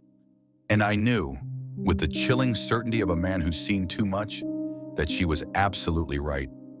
This was not a lost hiker. This was something else, something that had learned to mimic human need. The next morning, the others, still blessedly ignorant, tried to dismiss our terror. Amanda and Greg, well-rested and oblivious, scoffed. "Probably just some lost hiker who wandered off," Greg said, shaking his head, already dismissing our fears with a wave of his hand. Maya, however, was livid. Her face was flushed with annoyance. "You're jumping at shadows because Allie had a bad dream? You two are being ridiculous." Sam, ever the follower, sided with her, calling the whole thing a case of overactive imaginations fueled by late-night horror movies. I watched them, the familiar cynicism hardening in my gut. They wouldn't believe it until it was too late. People rarely did. Allie remained quiet, withdrawn, her eyes dark circles in her pale face. It wasn't until later, when we were alone, huddled together in the living room, that she finally confessed. Her voice was barely a whisper, ragged with old pain. "My grandfather. He warned me about the thing in the woods. It took my father." Her eyes met mine, brimming with a grief and terror that had clearly festered for years. "I heard him calling for us after he was gone." She spoke of whispered warnings from her childhood, of a creature that lurked in the deep woods, a shapeless horror that mimicked voices to lure its victims. Her grandfather, a stern man by her description, had always been adamant, never speak to it, never acknowledge it. Allie recounted a chilling night from her childhood, camping with her family near these very woods. Late in the evening, they'd heard her father's voice, clear as a bell, calling for help from the impenetrable wall of trees, though he was seated right beside them, tending the fire. Her grandfather had pulled her close, his hand clamping over her mouth, muttering, "It's testing us. Ignore it." The voice had grown angrier, louder, more desperate, until finally fading into the night like a dying echo. The next morning, they'd found claw marks, thick and deep, etched into the trees around their campsite, too high for any bear. "It doesn't like to be ignored," she said, her voice trembling, the memory still fresh in her mind. like a wound that had never truly healed. The story sent a chill through me that had nothing to do with the cool cabin air. It confirmed my darkest suspicions. This wasn't bad luck. This wasn't an anomaly. This was calculated malevolence, and we were its unwitting prey. My watch felt heavy on my wrist, marking out the seconds leading to an inevitable, grim conclusion. That night, the air in the cabin was thick with unspoken tension, a suffocating blanket woven from fear and forced nonchalance. We tried to play cards, tried to talk, but every sound outside, every rustle of leaves, every creak of the old house made us jump. As the clock edged towards midnight, the familiar dread coiled in my stomach. I could feel it coming, and come it did. At exactly 1:17 a.m., the knocking returned, louder, more insistent this time. "Hello? I saw your light. Can you help?" The voice was a perfect imitation of Sam's, light and friendly, but it held a subtle, off-key flatness, a lack of genuine inflection that screamed wrongness to my observant ears. My stomach dropped. I glanced at Allie, her face chalk white. Sam, however, irritated by our earlier caution, and perhaps by the unspoken fear hanging heavy in the air, stormed to the door. "It's probably just a neighbor playing a prank. You two scared me for nothing last night," he grumbled, his hand already on the doorknob despite my frantic, desperate protests. "Sam, don't open it." My voice was a desperate rasp, choked with the certainty of what was about to happen. He ignored me. The latch clicked, a sharp, decisive sound in the echoing silence. The door swung inward with a groan. "You left the light on for me," a distorted voice hissed from the blackness beyond the threshold, no longer trying to be Sam, but something ancient and hateful. A horrific scream followed, piercing and unnatural, utterly devoid of humanity. It was Sam's scream, twisted into a symphony of pure agony. The house shook with inhuman snarls and the sickening sound of tearing, like thick canvas being ripped apart, but wetter, meatier. Shadows flickered wildly as something moved with impossible speed, a blur of darkness and violence. Greg, bless his terrified heart, grabbed his rifle, a heavy hunting carbine he'd brought for deer, and fired blindly into the chaos. Each shot rang out like a thunderclap, deafening in the confined space, the acrid smell of gunpowder filling the air, mingling with a new, sharper scent: blood. "Stay back," he yelled, his voice cracking with fear, as the echoes of the gunfire mixed with guttural snarls and the awful tearing sounds. The sharp metallic tang of fresh blood and the sickly, sweet stench of decay seeped through the room, making it hard to breathe, filling my lungs with the smell of death. But the thing just laughed, a low, wet chuckle that vibrated through the floorboards, and then it mimicked their voices, calling to us in chilling mockery. It used Sam's voice first, a hollow, echoing whisper of his name, then Maya's, pleading, desperate, utterly devoid of emotion, like a poorly programmed robot trying to convey sorrow. The words were wrong, flat, devoid of life, but horrifyingly familiar, twisting the knife in my gut. My mind raced, trying to process the impossible horror. My hands fumbled for my watch, checking the time, as if knowing the exact second of my demise would somehow make it more bearable. Allie, her face a mask of primal terror, dragged me by the arm. "The bedroom! Barricade!" We stumbled back, scrambling into the master bedroom, shoving the heavy dresser and a nightstand against the door. A futile effort against a force that had just torn through a human being. The cacophony outside, the screams and snarls and tearing sounds, slowly, chillingly, turned to silence. Not the previous peaceful silence, but a predatory, watchful quiet. The air grew heavy, thick with unseen menace. We held our breath, huddled in the darkest corner of the room, listening to the frantic thudding of our own hearts. Footsteps, heavy and deliberate, approached the bedroom door. A pause, I could almost feel its presence, a cold, suffocating weight pressing against the wood. "Hey, let's go," Greg's voice said, his tone eerily calm, knocking gently on the door. "It's safe now. It's gone." But we knew better. His voice, too, had that unnatural flatness, that subtle lack of human warmth. This wasn't Greg. This was a trap. The thing didn't bother with the knob this time. With a single explosive crunch of splintering wood, the dresser was ripped away, sent flying across the room to shatter against the far wall. The door frame warped, twisting inward, and in the gaping maw of the ruined doorway, it revealed itself. My blood ran cold, freezing in my veins. It was a grotesque amalgamation of wood and rot, a living, breathing nightmare made manifest. Its limbs were twisted and gnarled, like ancient, diseased branches, some too long, some ending in razor-sharp protrusions. Its body seemed to be made of bark and pulpy, decaying wood, shifting and reforming as I watched. And its eyes, they glowed, two malevolent embers alive with malice, burning with an ancient, unspeakable hunger. The air around it pulsed with a sickening stench of decay, pine sap, and something else, something metallic and sweet like old blood. It was the smell of the forest, corrupted, made hungry. The smell of death. Allie reacted first, her survival instincts kicking in with brutal efficiency.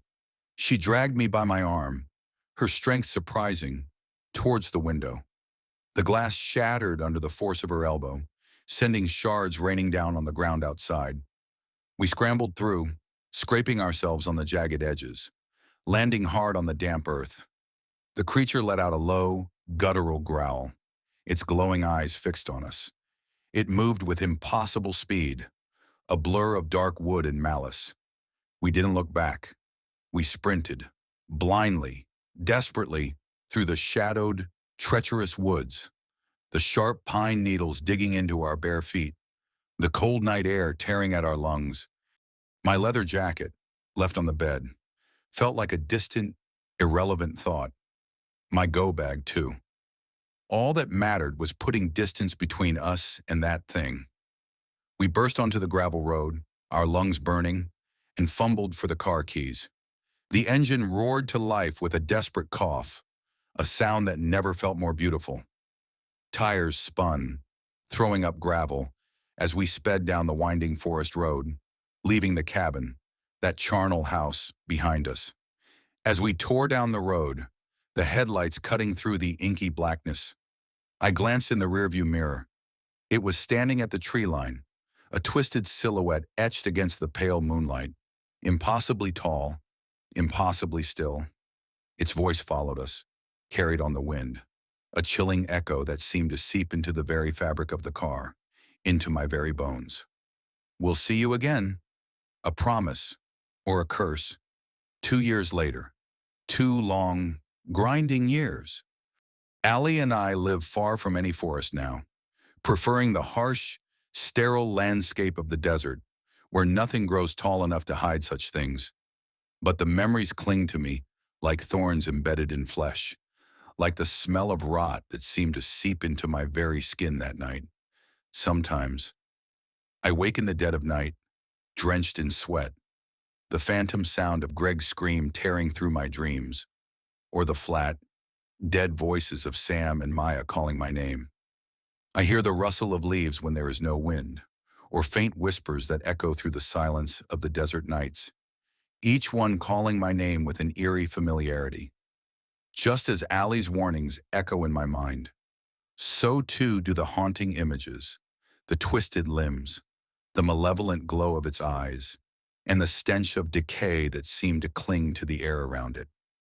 The thing we encountered may be miles away, but it feels as though it's still watching, still waiting. My hand goes to my wrist, tracing the cold metal of my watch. 3:47 a.m., always the witching hour. We don't talk to the thing in the wood, I remind myself, clutching onto the fragile piece we've tried to build. A piece that is a lie, a thin veneer over a gaping wound. But sometimes, in the dead of night, When the wind howls like a hungry beast, I hear Greg or Maya calling my name, or a distorted whisper of Allie's voice from the living room. The voices are faint, carried on the wind, but unmistakable.